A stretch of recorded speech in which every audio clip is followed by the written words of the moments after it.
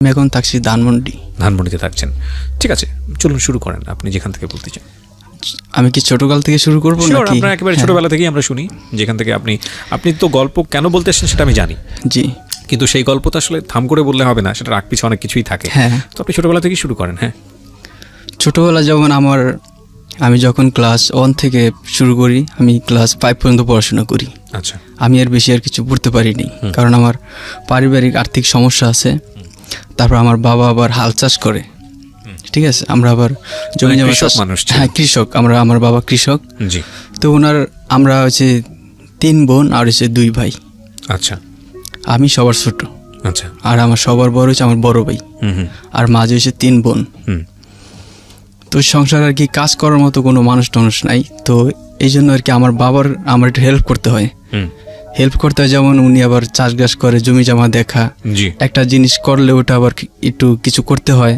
তারপর গরু আছে, গরু থেকে আমাদের আবার লালন পালন করতে হয়। তারপর এই জন্য আর কি আমার পড়াশোনাটা হয় না। আর আমার বড় ভাই ঢাকা আর কি, উনি রং মিস্ত্রি কাজ করে।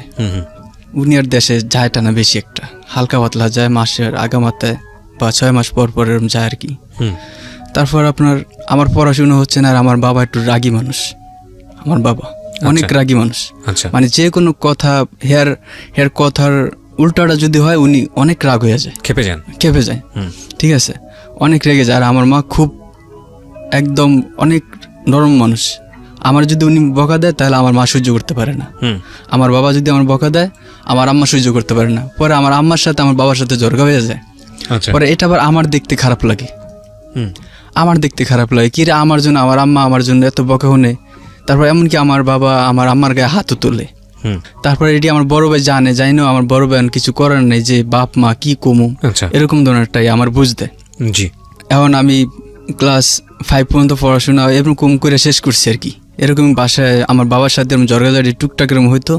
পরে একদিন আমার বললো যে আমি ভাত খাইতে আইছি, তাহলে তুই একটু যা কর, বিলে গরুর একটু দেখ। আচ্ছা। পরে আমি দেখতে গিয়ে আমি আবার আপনার এই শুক্রবার আবার বিটিভিতে ছবি চলতো। আমাদের পাশের গ্রামের বাড়িতে আবার বিটিভিতে এরকম ছবি চলতো। পরে আমারও ছবির নেশা ছিল বেশি। পরে আমি যে ছায়াছবি দেখতাম, এই ফাঁকে গরু কই আছে না আছে, মানে আমার কোনো কেয়ার নেই। পরে আমার হঠাৎ করে একদিন আব্বা অনেক বকাঝোকা অনেক শুরু করে দিল। পরে দিয়ে আমার আর ভালো লাগতেছে না গ্রামের বাড়ি, যে আব্বার বকাঝোকা, আমার আম্মা এরকম আমার জন্য এরকম বকাঝোকা করে করে। সেই জন্য আর কি করলাম কি, আমার কাছে তো টাকা নেই, আমি ঢাকায় পড়বো, আমার কি নিয়ত যে আমি ঢাকায় পড়ুম। আচ্ছা। এখন আমি যে ঢাকামো, আমার কাছে কোনো টাকা পয়সা কিচ্ছু নেই, কি করবো। তারপর আমার কাছে আমার গাছ কাটতে দিছিল বিলে যাওয়ার জন্য। আমার কাছে একটা কাঁচি ছিল, কাঁচিটা করলাম কি, ওই যে গ্রামের বাড়িতে বড় বড় মাটির চাকুটা করে পুকুরের পাশ দিয়ে, যেমন যে আমরা যেটাকে বলা হয় বেয়ার বলি, আমরা বেয়ার বলি, ওই মাটির নিচে আমি কাঁচি গুজিয়ে থুয়া তারপর আমি করছি কি, বাড়িতে পড়ছি। তারপর ঘর থেকে আমি 1 কেজি চাল নিয়েছিলাম দোকানে, ওটা আমি বিক্রি করছি 15 টাকা না জানি 14 টাকা। আমার বয়স কত তখন? আপনার পড়াশোনা করছেন? হ্যাঁ, ওই সময় পড়াশোনা মানে 5 পর্যন্ত পড়াশোনা আমি শেষ করছি। ঠিক আছে, 1 কেজি চাল নিয়ে দোকানে 14 টাকা না 15 টাকা বিক্রি করছি। করার পর আমার কাছে 14-15 টাকা, এর ছাড়া কোনো টাকা টুকা নাই। আচ্ছা। পরে আমি করলাম কি, গাড়ি গুড়ি ছাড়াই আমি হাইটে আমার নানা বাড়ি চলে যাই। আচ্ছা। নানা বাড়ি, ওখানে আবার রাইত আমি থাকি। এন্দা আবার আমার বাবা আর মা সবাই আমার খোঁজাখুঁজি করতেছে, কিরে মারুপ গেল কই। তারপর সব জায়গায় খোঁজাখুঁজি করতেছে, শুধু খোঁজা হয় নাই আমার নানা বাড়িতে। আচ্ছা।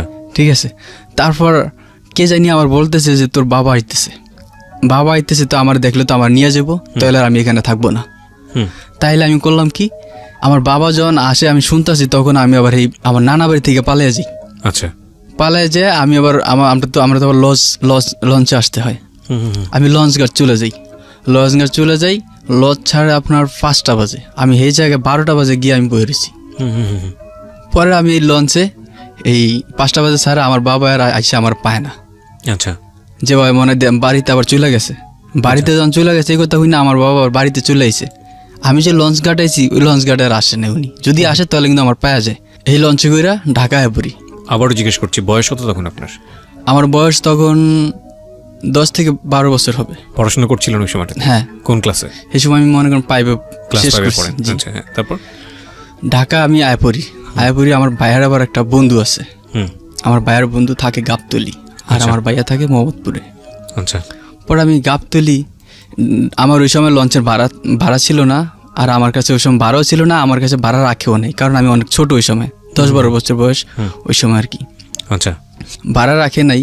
তারপর আমি নাইমা একটা বাসে উঠলাম, বাসে ওইটা গাবতলি টেকনিকের নামলাম। এর আগে একবার বেড়াইতে আসি, তখন থেকে আমার চিনা আছে, এই জন্য আর কি আমি সংক্ষেপে আসতে পারছি। পরে আমি গাবতলি নামলাম, নাইমা আইসা ওই গাবতলি পর্বত হল আছে না, ওখানে সামনে আমি বসলাম একটা চায়ের দোকানে। আমার পায়ে কিন্তু স্যান্ডেল নেই, আমি একটা টি শার্ট পরে আইছি আর একটা লুঙ্গি। এই হচ্ছে প্রথম ঢাকা শহরে? এই প্রথম। আর একবার আইছি ওই সময়, এইবার আইসি আমি পলে আইছি, চুরি করে আইছি, কাউরে বইলে আসিনি আর কি, বাবা মার সাথে রাগারাগি করে আর কি আমি চলে আইছি আর কি। পর্বত হলের সামনে আমি একটা চায়ের দোকানে বসলাম, দেখি আমাদের পরিচিত কেউ পাই নাকি। আমার দেখলে অবশ্য সবাই চিনবো। পরে একজন পাইছি, একজন পাওয়ার পর আমি বললাম যে, আমার ভাইয়ার বন্ধুর নাম হচ্ছে কবির, বললাম যে ভাইয়া কবির ভাইয়ের বাসাটা কোথায়, আপনি কি বলতে পারেন? কয় হ্যাঁ বলতে পারি, আয়। তারপর কয় তুই দেশের তে আইছিস? আমি কে আইসি দেশের তে। কয় তোর এই অবস্থা কা? আমি দেশের তে না, কয় আমি আয়া পড়ছি। কয় তাহলে তুই খাইছিস কিছু? আমি কি না, কিছু খাইনি। পরে কে বাসায়, পরে উনি বাসায় নিয়ে ভাত খাওয়াইলো, ভাত খাওয়াই আমার কয় যে চল কবির বাসায় চল। পরে কবির বাসায় গেলাম। পরে আমি কেন আইছি, কি কারণে আইছি, আমার তো সব কিছু জিজ্ঞাসা করলো। আচ্ছা। জিজ্ঞাসা করে পরে আমার বড় ভাইয়ের কাছে উনি ফোন দিল। আচ্ছা। ফোন দিছে আর বলছে যে এরকম এরকম মারুফ আয়া পড়ছে, তাহলে তুই আইসা নিয়ে যাও রে। পরে আমার ভাইয়া আইসে আমার জিজ্ঞাসা করলো তুই কেন আইছিস এরকম, বাড়িতে আব্বা মা চিন্তা করতেছে। আমার চিঠি দিছে, ওই সময় ভাইয়া মোবাইল ছিল না, চিঠির যুগ আর কি। চিঠি দিল। পরে ভাইয়া আমার নিয়ে গেলো, নিয়ে আমার অনেক বুঝাইলো, অনেক রাগারাগি করলো যে বাপ মার সাথে এরকম করেনি, বাপ মা এরকম থাকলে এরকম করেই, এরা থাকবে কয়দিন, বাঁচবে কয়দিন, এরকম করা ঠিক না, বেয়াদবি করা, এরা বকা দিবা আজকে, কালকে আদর করবো, এরকম ধরে একটা বুঝ দিল আমারে। পরে আমি ওখানে আর কি 1 সপ্তাহ ছিলাম ভাইয়ের কাছে, 1 সপ্তাহ ছিলাম। পরে আমার ভাইয়া আবার আমার গ্রামের বাড়ি পাঠিয়ে দেয়। আচ্ছা। গ্রামের বাড়ি পাঠিয়ে দেয়। আমি কিছু ভাইয়া আমি যাবো না, আমার যে কোনো একটা কাজে আপনি দেন, আমি আর গ্রামের বাড়ি যাবো না। আমার আব্বার সাথে খালি আমার লাগে ঝগড়া হয়, উনি এইখান থেকে একটু কিছু হইলে আমারে বকাঝোকা করে, আর বকাঝোকা আমার ভালো লাগে না, আমি গ্রামের বাড়ি যাবো না। এইবার যা, কোনো কিছু করবো না, আমি বাবারে বুঝিয়ে ঘুমনে। আচ্ছা। তারপর আমার অনেক রিকোয়েস্ট করে পাঠাই দিল। পাঠিয়ে দেওয়ার পর তাও আমি যাই দিই যে আমার বাবা আমার সাথে অনেক রাগ। পরে আমার আম্মা তো আমার পায়ে অনেক খুশি যে অনেক এত তোর বেরিয়েছিস, তুই কই আসিলি, তুই কেন গেছিস, মানে কান্নাকাটি করে পুরো প্রেশার হয়ে গেছে আমার আম্মা। পরে আমার সেদিন ঘরে একবার দুধ দিয়ে গোসল করে আমারে ঘরে উঠে আমার আম্মা। আচ্ছা। উঠে এরকম ভুল আর তুই কখনো করবি না, এরকম ভুল আর কখনো করবি না। তারপর ভাই আমি এভাবে সংসারে কাজ কাম করতেছি। লেখাপড়া তখন কি বন্ধ করে দিল? তখন বন্ধ করে দিছি লেখাপড়া, কারণ বন্ধ করছি এই জন্য আমার বাবা একটু কিছু হইলি মানে আমার বকাঝকা করে, আবার বাবার কাজ করতে গিয়ে আমি স্কুলে যাওয়ার সময় পাই না, এই জন্য পড়াশোনা আমি বাদ করে দিছি। আচ্ছা। বাদ দেওয়ার পরে এরকম সংসারের কাজ কাম করতেছি তখন মানে আমি একটু বুঝ হয়েছি, যেমন বুঝের বলতে আমি একটা কাজ করার আমার ওরকম একটা শক্তি আছে যে আমি একটা কাজ করে খাইতে পারবো, ওরকম ধরনের। আবার আমি করি কি, ভাইয়ারে বইলে টিলা। পরে ভাইয়া কয় তুই যখন দেশে কাজ কাম করতেছিস না, তাহলে তুই ঢাকায় চলে আয়। পরে ঢাকা আমি আয়া পড়ার পর আমার ভাইয়া আবার 5 তলা একটা বিল্ডিংয়ের রঙের কাজ পায়, বাইরের সাইডে রং করবো। পরে আমারে বলে যে তুই আইসা তাহলে একটু আমাদের সাথে হেল্পারি কর, আর মিস্ত্রির সাথে একটু রং টং তুই আগে চুকে দিলে আমার ভালো হবে, আমার আর মিস্ত্রি একটা লোক আইনা টাকা দিতে হবে না, ওটা আর কি আমার বড় ভাই কন্টাকে কাজ রাখছে। পরে আমি সেখানে আবার 1 মাস কাজ করি, গ্রামে গেলাম, গ্রামে যাই আবার 1-1.5 মাস পর আবার ঢাকা আসলাম। আইসা আবার একটা না 6 মাস ঢাকা, আমি 6 মাস ঢাকা থাকার পর আবার চলে গেছি দেশে। এই 6 মাস যে আমি ঢাকা ছিলাম, তখন আমার সাথে কিছু লোকের সাথে আমার পরিচয় হয় আমার গ্রামের বাড়ির পাশে আর কি পরিচয় হয়, মানে বন্ধু হিসাবে আর কি। আমার থেকে একটু বড় হবে, আমি একটু 2-3 বছর ছোট আর কি। তো সমবয়সের মতো এরকম আর কি কথাবার্তা বলি, ওনার সাথে আমার সাথে ভালো একটা রিলেশন। তো আমি গ্রামের বাড়িতে যাই, গ্রামের বাড়িতে গেলে আমার আরও আমার বন্ধু বান্ধব আছে। আমি আবার গ্রামের বাড়িতে গেলে আমি আবার ঘরে আমি ঘুমাই না, ঘুমাই যে আমার এক বন্ধু আছে, ও আমার অনেক ক্লোজ একটা বন্ধু, সবসময় আমি ওর সাথে কথাবার্তা বলি, সবসময় ওর সাথে চলি। আমি ওর বাসায় গিয়ে আমি ঘুমাই থাকি সবসময় রাতে। তো বাজারে গেছি, আমাদের গ্রামের বাড়ি বাজার আছে, বাজারে গেছি, বাজারে গিয়ে ও আর আমি একসাথে ঘোরাফেরা করে পরে আমি চলে আই বাজার থেকে চলে এলে আমার বাবা বাজারে থাকে। তখন ওই যে আমার ঢাকা একটা ফ্রেন্ড ছিল, যে ওই ফ্রেন্ডরা আমার বাবার খালি খুঁজতেছে যে কাকা কাকা মারুফ কোথায়, ঠিক আছে? কয় মারুফ তো বাসায় চলে গেছে। মারুফ দিয়ে কী করবা? কয় কাকা মারুফের একটু আমার দরকার আছে আজকে। আচ্ছা ঠিক আছে, মারুফের চাইতেছো কেন? মারুফের আমার ইমার্জেন্সি দরকার আছে। কেন দরকার? কয় এটা বাসায় গিয়ে বলুন। পরে ওই আমার ফ্রেন্ডটা আমার বাসায় এসে বয়ে রয়েছে। আচ্ছা, এখন আয়া আমার তো পাইতেছে না, আমি তো আমার বন্ধুর বাসায়, আরেক বন্ধুর বাসায় যা শুয়ে রয়েছি। পরে বৃষ্টি পড়তেছে, এই বৃষ্টির ভিতরে কাদা বেদার ভিতরে দিয়ে হয়ে আমার ওই বন্ধুর বাসায় ও আবার চলে যায়। কয় কি যে মারুফ তাড়াতাড়ি ওটা আমার একটু দরকার আছে। কি কয় আমার এরকম আমার বোনের বিয়ে হবে, তোর একটু যাইতে হবো তাড়াতাড়ি। আচ্ছা, আমার বোনের বিয়ে হবে, এখন আমার তো বন্ধু বান্ধব ফ্রেন্ড সার্কেল। এই ছেলেটা কি আপনার ফ্রেন্ড ছিল? হ্যাঁ, ফ্রেন্ড ছিল আমার একটা ফ্রেন্ড ছিল ঢাকা আর কি, একসাথে কাজ কাম করতাম। কি নাম? কাশেম। ওকে, তো কাশেম আপনাকে এসে ডাকছে? জি। তারপর? হ্যাঁ, তারপর ডাকতেছে। তারপর আমি কই কি হয়েছে আমার তো এরকম ফ্রেন্ড সার্কেল নাই, তাহলে তুই চল আমার সাথে একটু যাবি, আমার বোনের বিয়ে তো একটু তুই যাবি। তারপর আমি আচ্ছা ঠিক আছে। এখন আমার আব্বা মার কাছে আমি গেলাম, গিয়া বললাম যে আব্বা আমার এরকম ও যাইতে কয়, আমি কি যাইতাম? কয় ও জন যাইতে চায়, বিয়ে শাদির ব্যাপার, তোর যাইতে কয় তুই যা। পরে আমি গেলাম। এর ফাঁকে আবার আমার বাবা কি করছে, আমার বাবা এটা আর কি আমার অনেক ছোটোকালের একটা কথা আর কি, যে আমার বাবা যখন ঢাকা থাকতো তখন আমার মা গ্রামের বাড়ি একলা থাকতো। তখন আমি ছোট ছিলাম, একবারে ছোট। তখন আমার বাবা এক বাড়িতে গরু জবাই করছিল। তখন ওখান থেকে মাংস আনি একটু পরে আবার টাকা দেয়নি আমার বাবা, বলছে যে টাকা পরে দিয়ে দেবো। পরে ওই টাকার জন্য যে গরু জবাই করছে উনি আবার চলে আইছে। আমি ছোটোকালে নাকি ওনার কাছে যে আপদ দিয়ে আমি যা ওনার নানা বলছি, সেখান থেকে আমার বাবার উনি ধর্মছেলে ডাকাতে উনি আবার আমাদের সাথে একটা ঘনিষ্ঠ একটা আত্মীয় স্বজনের মতো হয়ে গেছে। পরে আমি এটা কি বড় হয়ে আমি বুঝতে পারছি যে ওনারা বলছে আর কি। পরে সেখান থেকে এই বাড়িতেই এখন ওই যে ছেলেটা আমার আর কি ওই যে বিয়ে শাদী, হ্যাঁ কাশেম নিব আর কি, ওই ওনাদের বাড়িতে আর কি। সেটা আর কি আমার দুঃসম্পর্কের এখন নানা বাড়ি হচ্ছে, এখন আর কি। আমার বাবা আবার আমি যখন ঢাকা ছিলাম 6 মাস, উনি গ্রামের বাড়িতে বলতেছে যে আমার ছেলে ডাঙ্গর হয়েছে, আমি বিয়ে করাবো এরকম এলাকায় খালি ছড়াইতেছে যে বিয়ে করাবো গ্রামের বাড়ি আইলে। এখন বিয়ে করাবো এই কথা হই না আর কি, যে মেয়ে আমার কাছে দিব ওই মেয়ের বাপ আর কি যায় ওই যে আমার বন্ধু তারে গিয়ে ধরছে যে তোর সাথে এরকম মারে। ও আমারে বুয়া কথা বইলা যে আমার এক বোন বিয়ে দিব, আমি সেখানে যাবো, আমার ফ্রেন্ড সার্কেল নাই, তাহলে তুই আস। পরে আমি বাবা মার কাছে বইলা আমি গেলাম। ওই যে আমি যে বাড়িতে শুয়ে রয়েছি, যে আমার বন্ধুটা নিয়ে, ওই বন্ধু সহকারে আমি গেছি, গিয়া ওদের ঘরে সামান্য একটু বসার পর দেখি যে ওদের যে একটা বিয়ে শাদী হবে ওরকম ধরনের কোনো আলামত আমি দেখতেছি না। ওর বোনের বিয়ে হবে নাকি ওর ভাইয়ের বিয়ে হবে, কোনো একটা আলামত আমি দেখতেছি না। পরে আমার করলো কি, কয় যে মারুফ চল পাশের রুমে চল, পাশের ঘরে চল। পাশের ঘরে আমি গেলাম, গিয়া দেখি যে খাটের উপর আপনার সুন্দর করে বিছনা চাদর বিছাই দিছে, তারপর বালিশ সুন্দর করে গুছাই গেছে, খুব সুন্দর করে থুয়ে দিছে। এখন আমি আর আমার বন্ধু যা যখন বইছি, তখন দেখি কি চারিপাশ দিয়ে মানুষ ওই ঘরের জানলা দিয়ে দেখতেছে, তারপর দরজার ফাঁক দিয়ে দেখতেছে। আমার মনে না একটা খটকা জাগলো, কিরে আমার এরকম দেখতেছি কেন? পরে আমার ওই বন্ধুর বলতেছি, কিরে এটা আবার কেমন ধরনের আমরা কোন এলাম রে? কয় যে মারুফ কেমন জানি মনে হইতেছে। পরে আমার কলেজের ভিতর দিয়ে যে খালি উদা হার্টবিট শুরু হয়ে গেছে। এখন কিছুক্ষণ পর দেখি কি এক হুজুর আয়া পড়ছে, হাতে বই টই নিয়ে আয়া পড়ছে হুজুর। ওই যে আমার বাবার যে ধর্ম ছেলে ডাকছে, ঠিক আছে, আমার ওই নানার ছেলে আছে, ওই ছেলে আর কি এই সময় আয়া পড়ছে।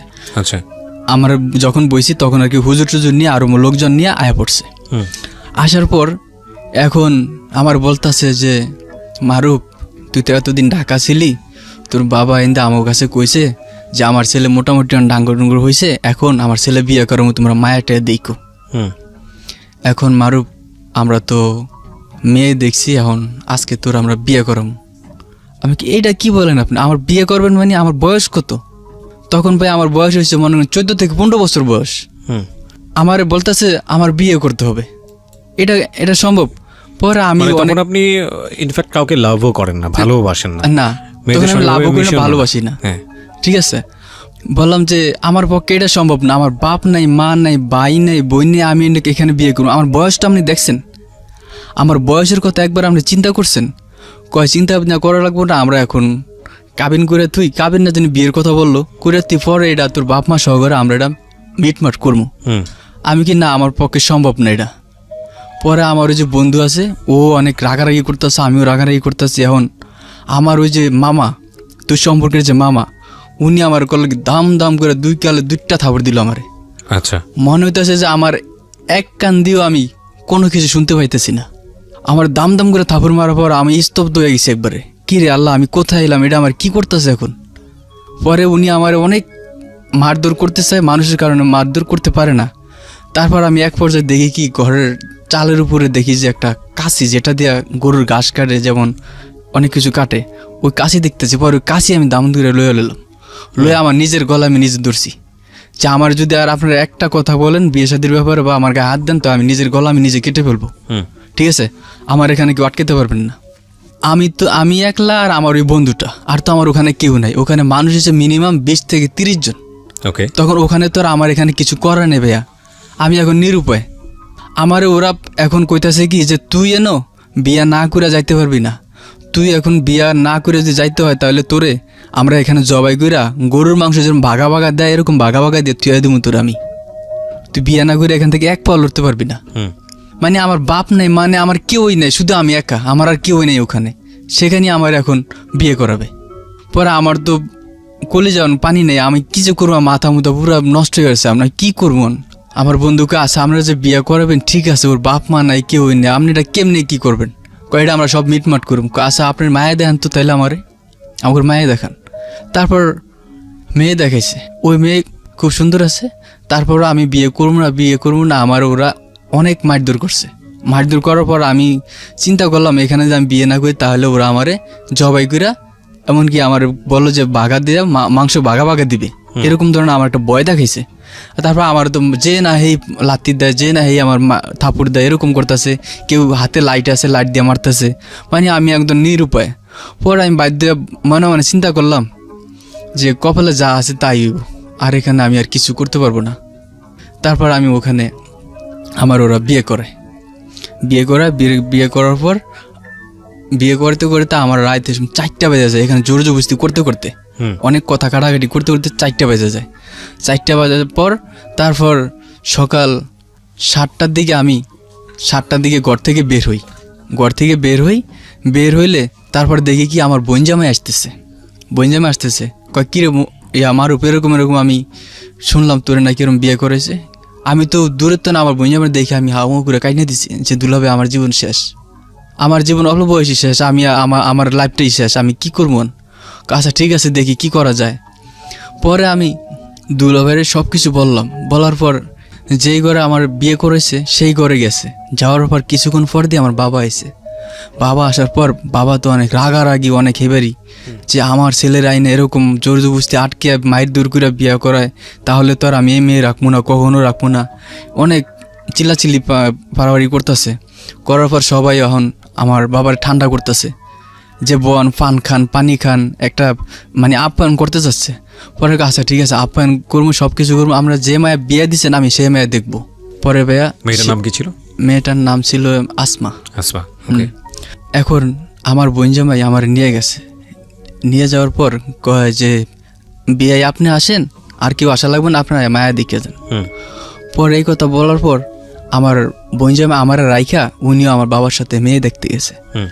যা দেখে যে মেয়ে কালো, আমার সাথে দ্বিগুণ বয়স, আপনার চেয়ে ডাবল বয়স। আমার সাথে ডাবল বয়স। তখন আপনার 12-14 বছর বয়স। হ্যাঁ 12-14 বছর বয়স। আমার সাথে ডাবল বয়স ওই মেয়ে, মানে কালো। পরে এখন আমার বলতেছে যে মারুফ, তুই যে মেয়ে দেখছো সে মেয়ে তো তোরে দেয় নাই। আমি কই কি বলেন ভাই, এটা আবার কয় এইটা মেয়ে তোরে দেয়াইছে একটা, দিছে আরেকটা। পরে আবার আমি আবারও সেই হাউকা শুরু করে দিলাম। এটা কি হইলো আমার জীবনে? আমারে ওনারা এরকম আইনা আমারে ভয় দেখে মায়ের দূর করে আমার বিয়ে করলো, তারপর আবার একটা বয়স্ক মায়া বিয়ে দিল আমার কাছে। আমি কি এত অপরাধী? আমি কি দোষ করছি ওনাদের কাছ থেকে? পরে আমারে ওই যে ছেলে নিয়ে আসলো হাসেম, ওর প্রতি আমার খুব এখন খুব রাগ যে আমি তোর কি অপরাধ করেছি, তুই আমার জীবনটা নষ্ট করলি কেন ছোটবেলা, আমি তো তোর কোনো ক্ষতি করি নাই। ওরে আমি এখন অনেক কথা কইতেছি, করার পর এখন আমি এখন এই বাড়ি থেকে কেমনে যাবো, কেমনে বাইরে ও চিন্তা ভাবনা করতেছি। এখন ওরা আবার আমারে বাইরেতে দিতেছে না। রাতের বেলা 10টা না 11টা বাজে, তখন আমি যেদিন বিয়ে করেছে এর পরের দিন 10টা না 11টা পরে আমি ওই বাড়ি থেকে পলে আমি আমার বাড়ি চলে আসি। ইন্দা আমার ওই বাড়ির লোকজন এখন খোঁজাখুঁজি করতেছে, আমার বাপ মা সবাই খোঁজাখুঁজি করতেছে যে এটা এখন একটা মিট করবো, এলাকার মেম্বার চেয়ারম্যান দিয়ে এটা একটা মিট করবো, কেমনে সংসার পাতা যায় সে ব্যবস্থা করবো আর কি। তখন আমি চিন্তা করলাম আমি যদি এখানে থাকি তাহলে আমার এখানে এই সংসারই করতে হবো, আমার বুঝতে হবো। কিন্তু আমি সংসার বিষয়তে কিছু জানি না, মানে বিষয়টা আপনার কাছে একদম ভীতিকর। আমার ভীতিকর, ঠিক আছে। আমি এইসব বিষয় তো কিছু জানি না, আমার কাছে কোনো বউ কি জিনিস, ঠিক আছে, বউ কি জিনিস, সংসার কি, আমার ভিতর কোনো এসব আমি বুঝি না। তারপর আমি চিন্তা করলাম যে আমি এখানে আর থাকবো না। তারপর আমি আবার করে কি কাউরে না বলে আমি আবার ঢাকা চলে আসি। আচ্ছা, আবার ঢাকা আমি চলে আসি। ঢাকা আসার পর আমি কারোর সাথে কোনো যোগাযোগ নেই, কারোর কোনো পরিচিত মানুষের কাছে যাই না। এই দা আবার আমার বাপ মা হাউকাউ করতেছে। সবাই মিলে এখন ওই বাড়ির দোষ চাপাইতেছে যে আমার ছেলেটা জীবনটা নষ্ট করে লেছেন, আমার ছেলেটা আজকে আমার ঘরে নাই, আমরা পাইতেছি না। এই বিভিন্ন কথা নিয়ে হাউকাউ করতেছে, কান্নাকাটি করতেছে আমার বাবা মা, আমি মানুষের কাছে শুনতেছি। পরে আমি আশা করলাম কি এক জায়গায় মোহাম্মদপুর চাই আমি রঙের কাজ করি। আচ্ছা, রং মিস্ত্রির কাজ করি।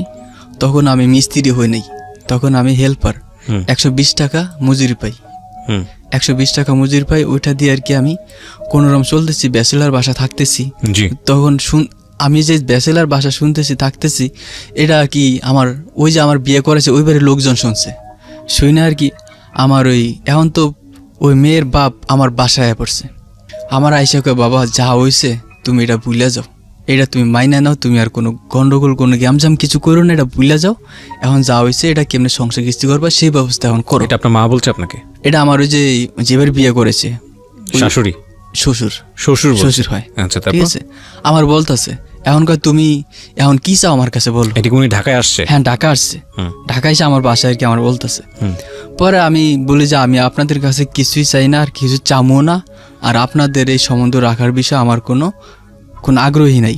আপনারা যা মন চায় তা করতে পারেন, কিন্তু আমি আপনার মেয়ে নিয়ে আমি এক মুহূর্তে সংসার করতে পারবো না, আমার পক্ষে সম্ভব না। এক কথা, ঠিক আছে, আমার পক্ষে এটা সম্ভব না। আপনার মেয়ে কোথায় আর আমি কোথায়, আপনার মেয়ে কোথায় আর আমি কোথায়, এটা আমার পক্ষে কোনো সম্ভব না। পরে আমি আমার এখন বিভিন্ন মানুষে খালি বুঝায়, হাতে ধরে, পায়ের ধরে, মাথায় ধরে আমার মানে বুঝাইতেছে, খালি শুধু বুঝাইতেছে যে সংসারটা ভাঙিস না, দরকার তুই ওই বাড়িতে যাইস না, তুই আর 2-4-5 বছর পরে যা, তুই যখন উপযুক্ত হস তারপর তখন তুই যাইস। আমি কি না, আমার এই সংসারের দরকার নাই, আমি যাবো না। তারপর ওনারা যতই বোঝায় কিন্তু কাজ হয় না, আমার মন ওটার দিকে টানতেছি না, আমার মন টানতেছি না।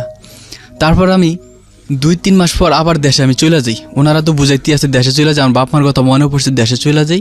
দেশে চলে যাওয়ার পর আমি তো বাড়িতে আমার ওই বাড়ি যাওয়ার জন্য আমার বাপ মা কিন্তু এখন ওনারা পটায় সব কিছু ঠিক করে ফেলাইছে। এখন আমার ভাই রাজি, বাপ মা রাজি, বোন রাজি, সবাই রাজি। এখন শুধু আমি বিপক্ষে, এখন আমি রাজি না। এখন সবাইকে রাজি করে ফেলেছে? হ্যাঁ, ওনারা সবাইকে রাজি করে ফেলেছে, আমার রাজি করতে পারেনি। আমি কি না, আমার পক্ষে সম্ভব না, আমার বয়স কম, এখন আমার সবাই নিয়ে হাসাহাসি করতেছে, আমি এই মেয়ে সংসার করতে পারবো না, আমার পক্ষে সম্ভব না। আমি মন চাই, আমি দরকার যেমনি মন চাই এমনি আমি চয়ে যেমনি দেখি অমনি আমি যামুগা। আমার বাপ মা দরকার নেই, ভাই দরকার নেই, কিছু দরকার নেই, তবু আমি এই সংসার করবো না। প্রিয় শ্রোতা, আপনারা শুনছেন প্রাণ মিস্টার ম্যাঙ্গো ক্যান্ডি প্রেজেন্স জীবন গল্পের অতিথির গল্পে আবারও ফিরবো। তার আগে আপনাদেরকে মনে করিয়ে দিচ্ছি, সিচুয়েশন যখন খুব কড়া না, বিভিন্ন জায়গায় থাকি, ঘরে থাকি না। তারপর একদিন হঠাৎ করে ওই মেয়েরা আমাদের বাড়িতে নিয়ে আসে। আচ্ছা, আমাদের বাড়িতে নিয়ে আসে। এখন আমি আইসা দেখি যে আমাদের ধানের কাজ করে, মরিচ, মুগ, ডাল ডুল এটির কাজ কাম করতেছে। এখন আমি ঘরে গেলে আমার ভাত দেয়। আচ্ছা, ভাত পারলে আমি করে কি ভাত খাই না, আমি খাবার রাইখাই আমি আয়া পড়ি। আমি যে আমার বোনের বাসায় খাই। যখন আমি রাইতে শুইতে আসি তখন দেখি যে আমার জন্য বিছনা করে খুব রেডি করে রাইখাই দিছে। এখন আমি তো বুঝছি যে আমি যদি এখানে শুই তাহলে ওই মেয়ে এসে আমার কাছে শুইব। আমি সেই জন্য আমি আমার আম্মার কাছে শুয়ে থাকি। আচ্ছা, বিয়ের সাথে কি সব তো আমি কিছু বুঝি, আমার ভিতরে ওরকম কোনো ইয়া নাই যে বউ কি জিনিস। বিছনা রেডি করতাম, আমি করতাম কি আমার বোনের বাসায় থাকতাম একদিন, মায়ের কাছে আমি শুয়ে থাকতাম একদিন, আমার বড় বোনের বাসায় শুয়ে থাকতাম একদিন, ফ্রেন্ড সার্কেলের বাসায় শুয়ে থাকতাম একদিন। এরকম করতে করতে এখন দেখা যায় মেয়েটা কোনো পাত্তাই পাইতেছে না আমার কাছে। আচ্ছা মেয়ে কোনো পাত্তেই পাইতেছে না, ও ভাত দিলে ভাত খাইতেছি না, বাসায় না আমি ঠিক মতো, রাতে ঘুমাই না, তো মেয়ে থাকবো কেন? পরে ওর বাপ মা বললো যে আমার মেয়ে তো রাহা যাবো না, তাহা যাবো না, তাহলে আমার মেয়ে আমি নিয়ে যেতেছি।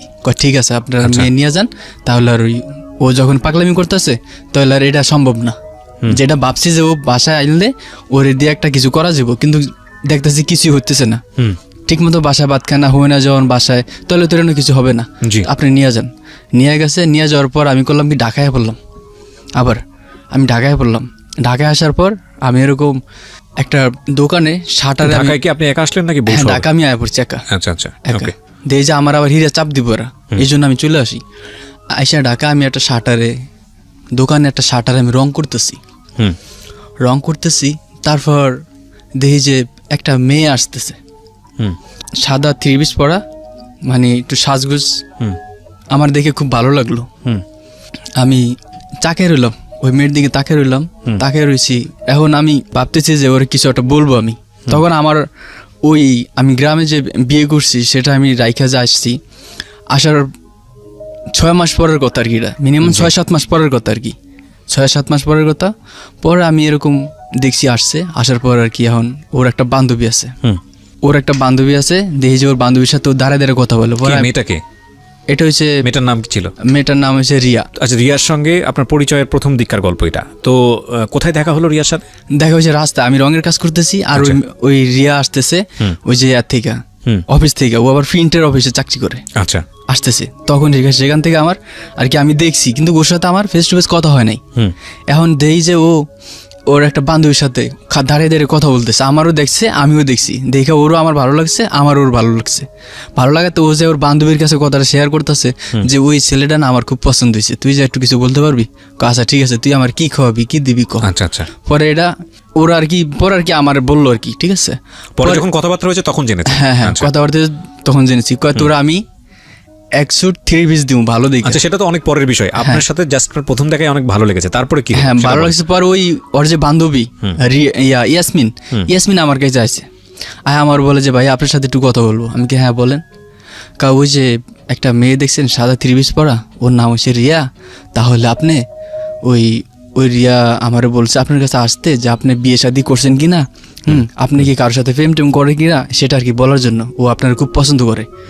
আমি কাছে ঠিক আছে, আমি কোনো বিয়ে শাদী করি নাই, আর আমি কিন্তু আমি যদি গ্রামের বিয়ে করছি এটা কিন্তু আমি ওর কাছে এটা লুকাইছি, আমি ওর বলিনি। পরে আমি বললাম যে হ্যাঁ আমি বিয়ে শাদী করি না, আর আমি কারোর সাথে প্রেম করি না, আর আপনার বান্ধবীর দেখে আমার খুব পছন্দ হয়েছে। আচ্ছা ঠিক আছে, তাহলে আপনার নাম্বারটা দেন। তখন আমি একটা মোবাইল চালাই নর্মাল সেট। পরে আমার নাম্বারটা ওরা আমি দিয়ে দিই। ওদিন নাম্বারটা আমি দিয়ে দিই। নাম্বারটা দিলে সেদিন আর আমার সাথে কোনো কথাবার্তা বা দেখা সাক্ষাৎ হয় না। তারপর আমার বিকাল আমার ফোন দেয়।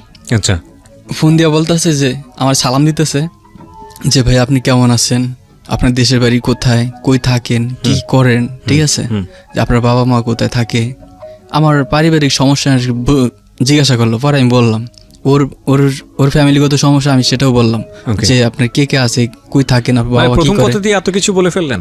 হ্যাঁ মানে ওই যে ফোন দিছে, ফোন দেওয়াতে আমি পরিচয় দিয়ে গেলাম আর কি, যে আপনার বাবা মা কি করে। রিয়া ছিল মেয়েটা? হ্যাঁ হ্যাঁ রিয়া আর কি, আমার ফোন দিছে আর কি। পরে আমি যে গেলাম যে আপনি কি করেন, কোথায় আপনারা থাকেন, এসব বিষয়ে আর কি কথা বলছি। বলার পরে আমার ফোন রাখিয়ে দিছি। ফোন রাখিয়ে দেওয়ার পর তারপর আমার প্রতিনিয়ত 2-3 বার করে আমার ফোন দেয়, ফ্যাক্স থেকে আমার ফোন দেয়, ফোন দিয়ে আমার ভালো মন্দ খোঁজখবর জিগায়। পরে এখন বুঝছে যে ওই মেয়ে আমার ভালোবাসে, আর আমিও ভালোবাসি। আমি তো ভালোবাসি, ওর প্রথম দেখে আমি ভালোবাসছি, তারপর ও তো আমার ভালোবাসা দেখেই, এই জন্যই তো আমার নাম্বারটা নেওয়া হয়েছে। তো বুঝতে পারি যে ও আমার ভালোবাসে, আমিও ভালোবাসি। পরে এরকম ওর সাথে কথা বলতে আমার প্রায় 1 বছর বেশি হয়ে যায়। এমনি দেখা সাক্ষাৎ করি, ঘোরাফেরা করি, এক জায়গায় যাই, কথাবার্তা বলি। পরে হঠাৎ করে ওর ভাবি আবার আমার বলতেছে যে মারুফ ভাই এরকম আসতেছেন, এলাকার মানুষ খুব খারাপ কইতেছে, আচ্ছা আপনারা যে কোনো একটা কিছু করেন, আপনি ওরম আসতেছেন খালি বাসায়, ওর বাপ মা থাকে না সবসময়, তাহলে আপনি একটা কিছু করেন, ঠিক আছে করেন। তারপর আমি চিন্তা করলাম যে আমি তো গ্রামে বিয়ে করছি, তাহলে আমি এখন ওরা আমি কিভাবে বিয়ে করি, আমি তো ওরা ক্যান্সেল করলাম না। মানে এটা তো আলটিমেটলি আপনি রিয়াকে জানানি না তখন? না, জানাই না। এটা আমি মনে মনে প্রশ্ন করতেছি যে আমি এটা কেমনে কি করবো। আমার মনের ভিতরে এখন একটা নিম্ন চাপ পড়ছে যে আমি এখন ওরে আমি কথা দিছি আমি বিয়ে করবো, গ্রামে যে আমি বিয়ে করছি সেটা তো আমার ক্যান্সেল করা হলো না, তাহলে আমি কি করব? পরে এখন ওই মেয়ে নেওয়ার জন্য কিন্তু আমার বাপ মা চাপ দিতেছে আমারে, এখনও চাপ দিতেছে। পরে আমি কইছি কি এই মেয়ের কথা যদি তোমরা নেক্সট টাইম বলো তাহলে আমি কিন্তু বিষ খেয়ে মারা যাবো, ঠিক আছে, এই কথা কইছি। করার পর এরা দিয়ে চুপ হয়ে গেছেন, এখন চুপ হয়ে গেছে। ওই ওর রিয়ার ভাবি যখন এই কথা বলছে ওর সাথে আমি ব্রেকআপ দিয়ে দিছি, মানে যোগাযোগ বন্ধ করে দিছি। কারণ আমার গ্রামে একটা সমস্যা আছে, এটা সমাধান না করে আমি কিছু করতে পারবো না। পরে ওর সাথে আমি ব্রেকআপ দিয়ে দিছি, মানে কথাবার্তা বন্ধ করে দিছি। এখন বন্ধ করার পর আমি কাজ কাম করতেছি চলতেছি ঢাকা শহর, ওর সাথে দেখা করি না, কথা বলি না, মোবাইলে সিম চেঞ্জ করে লেছি। তারপর হঠাৎ করে গ্রামে গেলাম, গ্রামে গেছি আর যাওয়ার পর ওই যে আমারে যেই বন্ধু নিয়ে আমার বিয়ে করেছে হাসেম, ওই বন্ধুর একটা বোন আছে, ওর প্রতি আবার আমার একটা ক্ষোভ ছিল যে তুই আমার জীবন নষ্ট করছিস, আমি তোর বোনের জীবন নষ্ট করে ভিলেজ পলিটিক্স। হ্যাঁ, ঠিক আছে। পরে আমি এটা মনে আমার রাগ, এখন ক্ষোভ আমি এটা করবো। এখন আমি বাজারে যাইতেছি আর দেখি যে ওর বোন মারদাসে আসতেছে আইসা আমার দূরের থেকে আমার ওর বোন আবার আমার খুব ভালো জানে, ভালোভাবে চিনে। তারপর আমার বলতেছে যে মারুফ ভাইয়া কেমন আছেন, আপনার অনেক দিন হয়েছে দেখি না, আপনি আমার ঘরে আয়েন না, আপনার বউ নিবেন না নিবেন, কোনো খোঁজ খবর নাই, মানে আমার এরকম একটা টিট করে কথা বলতেছে। আমি কি তোমার হেই বোন তো আমি নিমু তোমারে কয়টা কি বলেন ভাই? হ্যাঁ আমি তোমার পছন্দ করি, তোমার আমার ভালো লাগে, আমি তোমার নেব, এই কথা কইছি। আর ও দিয়ে মুচকি হাসি দিতেছে, মানে ও কিন্তু আমার খুব আমার ভালো লাগে ওর। পরে এখন কইতেছে কি কয় মারুফ ভাই আপনার মোবাইল নাম্বারটা আমার দিয়ে যান। পরে ওর নাম্বারটা আমার নাম্বারটা দিছি। আর ওর বাবার মোবাইল দিয়ে আমার রাতের বেলা মিস কল দিছে। আর আমি ওর সাথে রাতের বেলা 5 থেকে 7 মিনিট কথা বলার পর ও আমার কথা শুই না, মানে এখন ও দিয়ে আমার প্রতি সব দুর্বল হয়ে যেতেছে। কিন্তু আমার যেটা প্রতিশোধ নিব এরকম আমার মনের ক্ষোভ, কিন্তু ওইটা বুঝতে পারতেছে না। পরে ওর বাপ মাও জানে না, কেউই জানে না। এরকম ওর সাথে আমার সাথে এরকম কথা হয়, 2-3 মাস আমাদের এরকম কথা হইতেছে। তারপর আমি 2-3 মাস যে কথা হইতেছে আমি তখন আমি ঢাকায় পড়ছি। আর ওই যে ওই রিয়া, ওর সাথে আমার কোনো যোগাযোগ নেই, এখন শুধু ওর সাথে আমার সাথে যোগাযোগ, কথাবার্তা হয়। আর আমি ওই যে মেয়ে বিয়ে করছি ওই মেয়ে ওরকম পড়ে রয়েছি, কেউ এটা নিয়ে আমার বাড়াবাড়ি করতেছে না। ওই আর মনে করছে যে ও একটু বড় হোক, একটু বোঝা সুঝা হোক, বয়স হলে তখন এটা মন থেকে বুঝা মাইনা নিব। আমার বাপ মাও কইতেছে যে ওরা এখন চাপ দিন না, ওই বিষ খেয়া কেন এটা কিছু করে লেলো, এরকম ধরনের কিছু হয়ে গেলে সমস্যা আছে, এই জন্য এরা সবাই চুপ। আর আমি এখন ওই যেই ছেলে আমার এনে বিয়ে করেছে ওর বোনের সাথে এখন আমার সাথে রিলেশন, ওর বোনের সাথে। মানে আপনার উদ্দেশ্য? হ্যাঁ, আমার উদ্দেশ্য যে আমি ওর জীবনটা নষ্ট করে আমি ওর প্রতি প্রতিশোধটা নিয়ে নেব, এটা হচ্ছে আমার টার্গেট। পরে এখন তো আমি ঢাকা থাকি ওর সাথে 2-3 মাস এরকম কথা বলার পর হঠাৎ করে একদিন গ্রামে চলে গেলাম। আচ্ছা, গ্রামে চলে যাওয়ার পর তো আমার বলতেছে যে তুমি কি গ্রামে আইছো? আমি কি হ্যাঁ আমি গ্রামে আইছি। পরে আমারে বলল যে যদি গ্রামে আইসা থাকো তাহলে আমার সাথে দেখা করো, বাজারে আমি মারদাসে যাবো, সেখানে তুমি দেখা করো। পরে আমি দেখা করছি। আর আমি ওই যে প্রথম দিন ওর সাথে যে আমি দেখা করছি, কথা বলছি, ওই দিন আমার একটা মোবাইল সেট আমি ছবি তুলছি, ওর ছবি তুলে ওই ছবিটা আমি ঢাকা এসে স্টুডিও থেকে লিমিটিং করে বাইর করে সুন্দর করে আমি আবার 3 মাস পরে যে বাড়িতে গেছি লয়ে যাওয়ার পর ওই ছবিটা ও বাজার আইসে আর ওর সাথে দেখা হয়েছে। আর ওই ছবিটা আমি ওরে দিছি আর অনেক খুশি হয়েছে, কারণ ওই সময় একটা ছবি তুলতে হলে অনেক দূরে যাইতে হইতো, তখন তো হাতের কাছে এখন পায়া গেছে, অনেক খুশি হয়েছে ছবিটা পায়া। খুশি ও আমার প্রতি অনেক আরো হয়ে গেল। পরে আমি ছবি দেওয়ার পর অনেক খুশি। তারপর আমার বলছে যে মেয়েটাকে আপনি পটাতে যাচ্ছেন ওই মেয়েটার নাম কি? মেয়েটার নাম হয়েছে মারুফা। তখন আপনার রিয়ার সঙ্গে সম্পর্ক আপনি কাটা, মানে ওর সাথে আমার আপনার ওয়াইফের সঙ্গেও যোগাযোগ হচ্ছে না, জি না, যাকে আপনার সঙ্গে জোর করে বিয়ে দেওয়া হয়েছে। এবং তখন আপনি চেষ্টা করছেন, যেহেতু আপনাকে এই ধরনের কাজ করেছে, আপনি মারুফাকে যে কোনোভাবেই হোক পটিয়ে বাটিয়ে বিয়ে করে একটা প্রতিশোধ নেবেন। ওর ভাই আপনার সাথে এই ধরনের কাজ, এই প্রতিশোধ নিব আর কি। এই জন্য পরে ও আমার বিকালবেলা আমার ফোন দিছে আর বলতেছে যে আমার বাবা আর মা জর্গা করছে, বাবা নাই বাড়িতে, আম্মু নাই বাড়িতে, তাহলে তুমি আসো। এই মারুফা বলছে? হ্যাঁ, তাহলে তুমি আসো। ওর একটা সায় ছিল? হ্যাঁ, ওটা সায় ছিল, কয় যে তুমি আসো। আচ্ছা আমি আসবো কেমনে, তোমাদের বাড়িতে আমি বিয়ে করছি, তাহলে ওই বাড়ির মানুষ আমার দেখবে না, কয় তুমি লুকিয়ে আসবা। পরে আমি করলাম কি, আমাদের বাড়ি থেকে ওদের বাড়ি প্রায় 1 কিলো হবে না, 1 কিলোর কম হবে একটু ফারাক, ওটা মাঝখানে বিল, ফাঁকা জমিন, জি। চাষগাছ করে মানুষ। ওই ফাঁকা জমিন দিয়ে আমি করলাম কি রাত 7:30টার সময়, গ্রামের বাড়ি তো 7:30টার সময় আমি ওই বিল দিয়ে আমি গেলাম ওদের বাড়িতে। বাঘ টাক দিয়া পরে ও আমারে বলছে যে আমি তোমার পামো কেমনে, বলছে যে আমি বাঘের কানিত খারামু, তুমি আমার মিস কল দিলে আমি মোবাইল উচকামু তুলমু, তারপর তুমি আমার মোবাইল আলো দেখলে তুমি আয়া পড়বা। পরে এরকম বলছে আমি মিস কল দিছি, ও বাঘের কানিত থাইকা মোবাইল তুলছে আলো দেখছি, তারপর ও আমার দুইরা বাসায় নিয়ে গেছে। আচ্ছা, নিয়ে গিয়ে ও আমারে অনেক রকমের আপ্যায়ন করানোর পর তারপর আমি কইতেছি যে আমি চলে যাই। ও নিজের থেকে বলতেছে যে কই যাবা, থাকো একটু থাকো। আমি বললাম যে না, একজন মানুষের যদি দেখে ভাই, একজন মানুষের দেখে বলে আমার সমস্যা হবে। তোমাদের বাড়িতে এমনিতে আমি বিয়ে করছি, আর তোমাদের বাড়ির মেয়ে আমি নিতাছি না, এটা যদি জানে তোমার সাথে আমার সম্পর্ক, তাহলে মানুষে আমার এখানে মারিয়ে ফেলাইব যদি দেখে। আচ্ছা, তারপর আমি একটু থাকো। পরে আমি থাকতে বলতে এখন ওর বাপে হঠাৎ করে বাসায় আয়া পড়ছে। আচ্ছা, আয়া ওর বাপে ওর নাম ধরে ডাকে গ্রামের বাসায়, যে গেদি করে ডাকতেছে যে দরজা খোল। পরে আমার কি করবো না করবো দিশা পাইতেছে না, ও বেহুশ হয়ে গেছে। পরে ওর বাসায় ওর ঘরে যে কোল বালিশ আছে, তারপর কাপড়ের মশারি আছে, কোল বালিশ ও আমার ওয়ালের সাথে শোয়া, তারপর কোল বালিশ দিয়ে মশারি দিয়ে আমরা ডাকিয়ে থুয়ে দিছে ওর বাপে আইসার। তারপরে এখন আমি দেখি গরমে আমি সিদ্ধ হয়ে যাইতেছি। পরে ওর বাপে আয়া মনে করছে যে আমার মেয়ে তো ঘরে একা আসিল, তাহলে দেখছে কেউ কোনো লোক টোক আসে নাকি বাসায়। ওর বাপে দেখি লাইট দেয়া এখন সব ঘর তন্ন করে বিছিয়ে চাইতেছে। এখন লাইট আমি যে রুমে আছি সেই রুমে আয়া আমার চোখের দিকে মাইরা দূরে রাখছে লাইট। আমি বুঝছি এই শেষ, আমার আর বাঁচার নেই, আমি মরে যাবো এখন। লাইট দূরে রাখছে, এখন লাইট হরাইতেছে না, আমার চোখ দিয়ে অন্ধকার হয়ে যেতেছে। লাইট দূরে রাখছে, দূরে হরে পরে গেছে গা, আমার আর দেখে নেই। ওই যে লাইটের আলো হয়েছে হোয়াইট, ঠিক আছে, আর ওই যে মশারিটাও হোয়াইট, এই জন্য আমার ওই লাইটের আরো কারণে দেখতে পারেনি। এটা আপনার ধারণা? এটা আমার ধারণা আর কি, উনি দেখে নেই আমারে। লাইট কিন্তু আমার চোখের ভিতর মায়ের দূরে রাখছে। ওকে, ঠিক আছে। পরে ওর মেয়েরে বলতেছে যে গেদি তুই তাড়াতাড়ি রান্না বাড়া করে আমার খাবার দিয়ে আমি ঘুমাইতাম। পরে ওর বাপে আবার বাড়িতে কারা জানি ঝগড়া ঝাঁটি করতেছে, ওর বাপে এখানে গেছে, ও আইসে আমার ধারে, তাড়াতাড়ি আমার উঠে আল্লাহ আমি তো ভয়ে মরে যেতেছি, তোমার নাকি আবার দেখেই ফেলাইছে। আমি কি না, আমার দেহে নেই, উনি লাইট ধরছে ঠিকই, কিন্তু আমার দেখতে পারে নাই। তারপর কয় আচ্ছা তুমি এখন যাইতে পারবো না, বাড়ির আশেপাশে মানুষ কথাবার্তা বলতে আছে, তুমি এখানে এরমই শুয়ে থাকো। পর আমি এরম শুয়ে রয়েছি, ওই পাক শাক করে ওর বাপের ভাত খাওয়াই চিন্তা, ভাত খাওয়া ওর বাপে শুয়ে রয়েছে, দরজা লাগে, ওর বাপের দরজা আবার আলাদা, প্রতিটা রুমের দরজা আলাদা। পরে এখন ও আমার করছে কি, কয় তুমি এত রাত যাইবা কেমনে, তুমি আজানের সময় যাও, তাইলে তুমি আমার কাছে থাকো, ও বলতেছে আমারে। পরে ও আমার কাছে থাকো। পরে ওর সাথে আমি রাতে ও আমার আবার করছে কি, পুঁটি মাছ ভাজা, তারপর শুকনা মরিচ, তারপরে যে আপনার ভর্তা, চিংড়ি মাছের ভর্তা, তারপর মাছ, বড় মাছ দেওয়া আমার রাতে হয়। ওর বাপে শুয়ে রয়েছে, তারপর ওই নিজ হাত দিয়ে আমার খাওয়াই দিছে।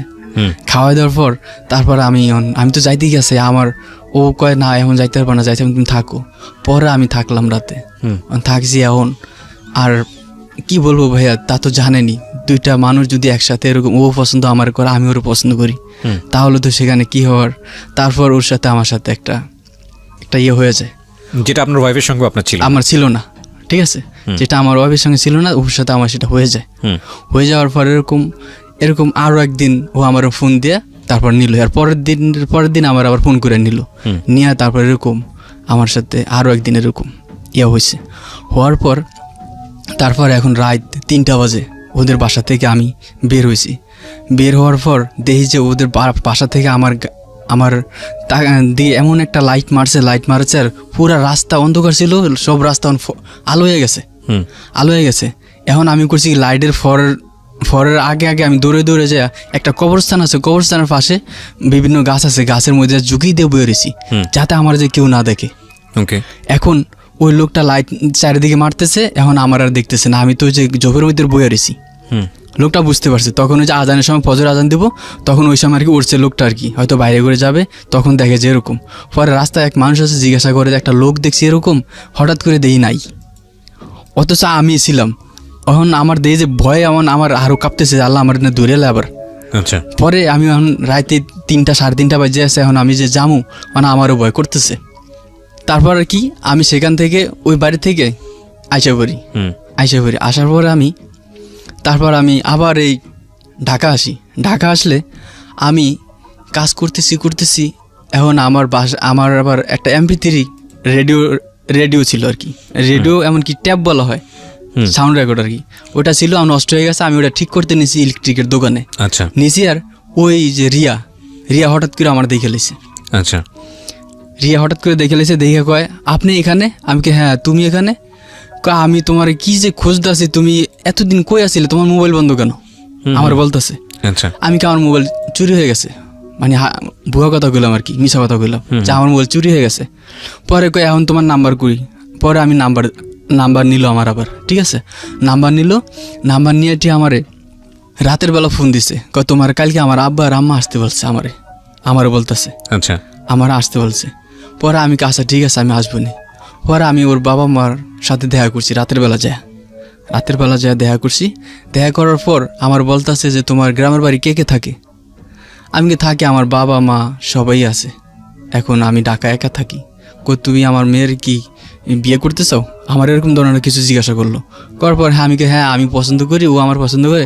তাহলে তুমি কয়দিন আগে তোমার কোনো খোঁজ খবর ছিল না? আমি বলছি আমার দেশে। ওর ভাবি ওই যে একদিন কইলো যে আপনি আসলে এরকম ঝামেলা করে, তারপর তাহলে এটা আপনি একটা কিছু করেন। এখন আমি চিন্তা করলাম যে ওরে যদি আমি বিয়ে করি, তাহলে আমি গ্রামে যে বিয়ে করছি তারা আমি কি করব। আবার চিন্তা করতেছি আমি যদি রিয়ারে বিয়ে করি তাহলে ওটা মানে ক্যান্সেল করে দিল আমার বাপ মা। আচ্ছা সব চিন্তাই মাথায় আসতেছে। তাহলে ওটা ক্যান্সেল করে দেব। আমি যদি বিয়ে করি, যদি শোনে, তাহলে ওটা ক্যান্সেল করে দেব। পরে আমি করলাম কি, আমি নিজের বিয়ে নিজে একাই, ওর বাপ মারে বলছি, আর ওর বাপ মা কাজে টাজে আই না, তারপর ওদের আত্মীয় স্বজন আই না, আমার নিজের বিয়ে আমি নিজে একা ওই রিয়ারে বিয়ে করে ফেলাই। ওর বাবা মা আপনার বাড়িতে যায়নি, কোনো খোঁজ খবর নেই? না, কোনো কিছু নেয়নি, কোনো কিছু হয়নি, ঠিক আছে। আমি নিজের বিয়ে নিজে করে ফেলাই। এটা হলো 2008 সালের কথা। 2008 সালে আমি বিয়ে করি। তারপর বিয়ে করার পর এখন আমার এমনই অবস্থা, না পারি কোনো জায়গায় কাজ কাম করতে, না পারি একটু ঘুরতে ফিরতে, আমার অবস্থা খুবই খারাপ।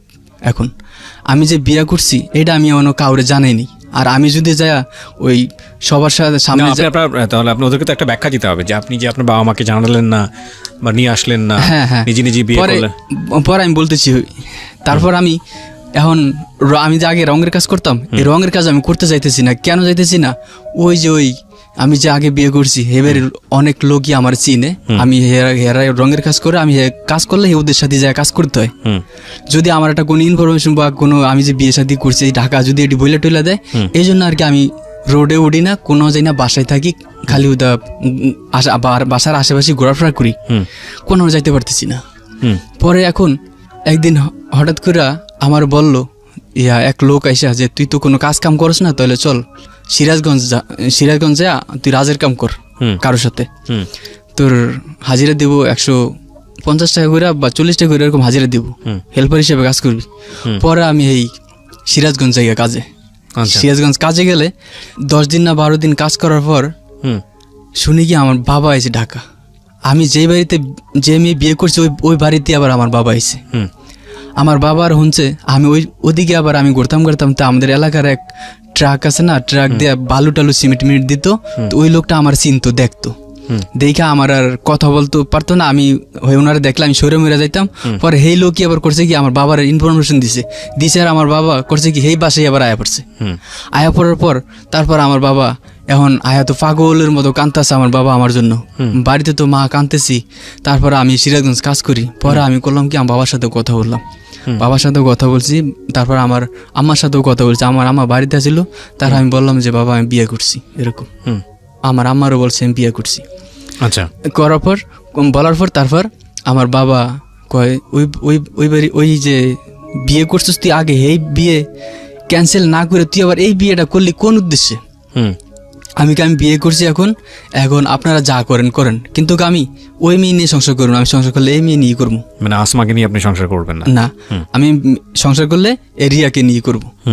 এখন কয় যে তুই বেজাল হালাইছিস, তাহলে এটা তো সমাধান করতে অনেক সময় লাগবো। এখন যদি ওই বাড়ির লোক যদি তোর নামে কেস মামলা করে তাহলে কি হবো? সেটি আপনি বুঝবেন।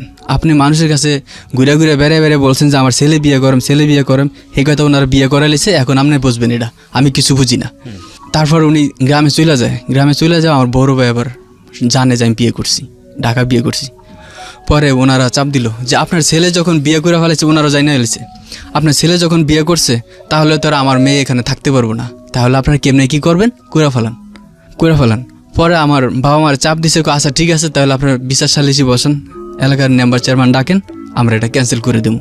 তো ঠিক আছে, ক্যান্সেল করবেন। যে কয় টাকা কাবিন হয়েছে, এই কাবিনের অর্ধেক বা এটা এলাকার মুরব্বী আছে, তারা এটা ডিসিশন নিব কয় টাকা আপনি দিতে পারবেন, এরকম একটা ক্ষতিপূরণ দিয়ে আমাকে মেয়ে আমাকে দিয়ে দেন। পরে আমার বাবা ফোন দিছে যে মারুফ এরকম, ওই মেয়ে এরকম ক্যান্সেল করতে হইব, এখন তুই কি করতে চাস?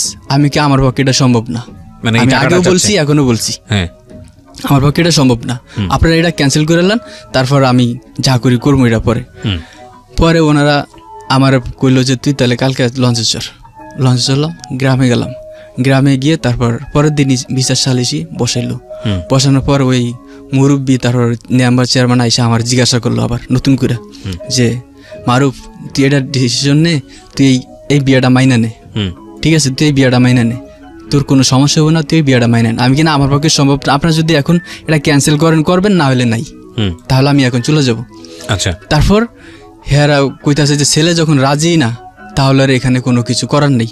তাহলে ঠিক আছে, আমার বাবা মারে বলার পর তারপর হেরা 60,000 না জানি 50,000 টাকা ওনারা আমরা দিছি ওই মেয়ের ব্যাপারে। 50,000 না 60,000 টাকা বিচার সালিসির মাধ্যমে এটা ওই 50-60,000 টাকা দিয়ে ওটা ক্যান্সেল করে দিছি, ওটা আমার ডিভোর্স দিয়ে দিছি আমি। তালাক দেওয়ার পর তারপর আমি ঢাকায় পড়ি। আচ্ছা, ঢাকা এসে তারপরে আমি এই যে কাজ কাম করতেছি। তারপর আমার শ্বশুরের আর্থিক অবস্থা খুবই খারাপ। রিয়াকে কি তখন আপনার ফ্যামিলি মেনে নিল? ও এই পাকে আমি যে বিয়ে করছি, এটা আবার আমার বলতে ভুল হয়ে গেছে, মনে নেই। আমার বাবা যখন এটা শুনছে যে আমি বিয়ে করছি, আমার বাবা আবার বইলা দিছে আমি দেশে বিয়ে করছি। এটা শুনে আবার রিয়া আমার সাথে অনেক একটু রাগারাগি করতেছে যে তুমি দেশে বিয়ে করছো, তুমি আমার বলো নাই কে, অনেক কথা কইতেছে। পরে আমি বলছি যে আমি এটা রাখবো না, এটা আমি ক্যান্সেল করে দেবো, তুমি মাথা ঠান্ডা রাখো, তোমার নিয়ে আমি সংসার করুম, ঠিক আছে। আমি তোমার কাছে এই কথাটা আমি লুকাইছি তোমার আমি পাওয়ার জন্য, নাহলে আমি তোমার পাবো না, সেই জন্য যদি বলি তুমি অন্য জায়গায় বিয়ে হবে, সেই জন্য আমি তোমার এটা বলিনি, তোমার আমি পাওয়ার জন্য আমি এই কথাটা লুকাইছি, এছাড়া কিছু না। আমি তোমার অনেক ভালোবাসি দেখি তোমার আমি বিয়ে করছি, তারপর আমি ওইটা আবার ক্যান্সেল করে দিছি। আমার নিজের টাকা 50-60,000 টাকা দিয়ে আমি ওটা ক্যান্সেল করে দিছি তোমার আমি পাওয়ার জন্যই। আচ্ছা, তারপর ওর মনটা একটু নরম হয়েছে আমার প্রতি। আচ্ছা, নরম হওয়ার পর তারপর আমার বাবা মা আমার এই বিয়ে মাইনে নেয়। আপনার বাবা মা? হ্যাঁ, আমার বাবা মা। আচ্ছা, আমি যে এখন সেকেন্ড বিয়ে করছি, এটা আমার বাবা মা মাইনে নেয়। আচ্ছা, যে তোর সুখী সুখ, তুই যখন ওইটা মানতে পারস না, এখন তুই বিয়ে করছিস, এইটি তোর সুখ, এখন তুই কেমনে বাড়িতে আসবি, এখন সেই চিন্তা ভাবনা কর। আচ্ছা, ঠিক আছে। তারপর আমি চিন্তা ভাবনা করছি যে যাক আমার বাবা মাইনে নিছে যেহেতু, তাহলে আমি ওর নিয়ে গ্রামের বাড়ি যাবো। এখন বিয়ে করার পর ওরে 6 মাস 1 বছর গেছে গা, তারপর আমি ওই পাখি রঙের কাজ করতেছি সুন্দরভাবে। এখন ওর বাপ মার বাড়ি ওরে আমি রাইখা দিছি, আমি আর আলাদা বাসা টাসা নিই কিছু, ওর বাপ মার বাসায় রাখছি আর কি। রাখার পরে এখন সবাই ওরা কইতাছে যে এরম আর কয়দিন থাকবো, তাহলে তুমি একটা বাসা নাও। আচ্ছা, আমি বললাম যে বাসায় নেবো না, আমি ওর গ্রামের বাড়িতে নিয়ে যাবো, আমার বাপ মা যেখানে আছে সেখানেও থাকবো, আমি ঢাকা থাকবো। এখন ওরা কইতাছে যে তুমি এখন ঢাকার থেকে দেশে নিয়ে যাবা, ও কি দেশের মায়া, দেশে থাকতে পারবো, ওই যে ঢাকার মেয়ে, তুমি কি দেশে নিয়ে ওরা রাখতে পারবা, ও তোমার ছাড়া তো থাকবে না, তাহলে তুমি ওরে নিয়ে রাখবা কেমনে। তারপর আমার এইসব কথা বলে, আর ওই রিয়াও দেশে যাইতে চায় না। আচ্ছা, রিয়াও দেশে যাইতে চায় না, আমি তোমার ছাড়া দেশে যাবো না, যদি যাইতে হয় তোমার নিয়ে যাবো, আর ঢাকা থাকলে দুজন একসাথে থাও। আচ্ছা, এরকম কথা বলে। এখন ভাই এরকম পরিস্থিতি পড়ছে, এখন আমি যে টাকা ইনকাম করি, এই ইনকাম টাকায় এখন আমাদের বাসা নিয়ে থাকা সম্ভব না, বাসা ভাড়া খাওয়া দাওয়া নিয়ে এসব সম্ভব না। তারপরেও এখনও যাইতে চায় না, যেহেতু আমি ওর প্রতি আর জোর করি না। আমার বাবা মারা আমি বুঝে রাখি যে যাইবো আর কয়দিন পর করে এরকম বাড়াইতেছি। তখন আমি বাসা নেওয়ার পর এখন এই রঙের কাজ কইরা এখন আর আমি সংসার চালাইতে পারতেছি না। আচ্ছা, পরে এখন আমার বড় ভাই আমার একটা বুদ্ধি দিল যে দেখ তোর মোটামুটি স্বাস্থ্য চেহারা মোটামুটি ভালো আছে, তাহলে তুই একটা ড্রাইভিং চাকরি কর, ড্রাইভিং শিখ। প্রাইভেট ড্রাইভিং শিখ, তাহলে তোর লাইসেন্স করতে যা লাগে টাকা আমি দিয়ে দিব, এটা আমার বড় ভাই বললো। ওকে। তারপর আমি একটা লোক ধরলাম, লোক ধইরা তারপর আমি ওই লোকের কাছে প্রথম 1000 টাকা দেওয়ার পর আমি কন্ট্যাক্ট করি যে কত আপনার দিতে হবে। আচ্ছা। তারপর ও বলছে যে আমার 8000 টাকা দিতে হবে।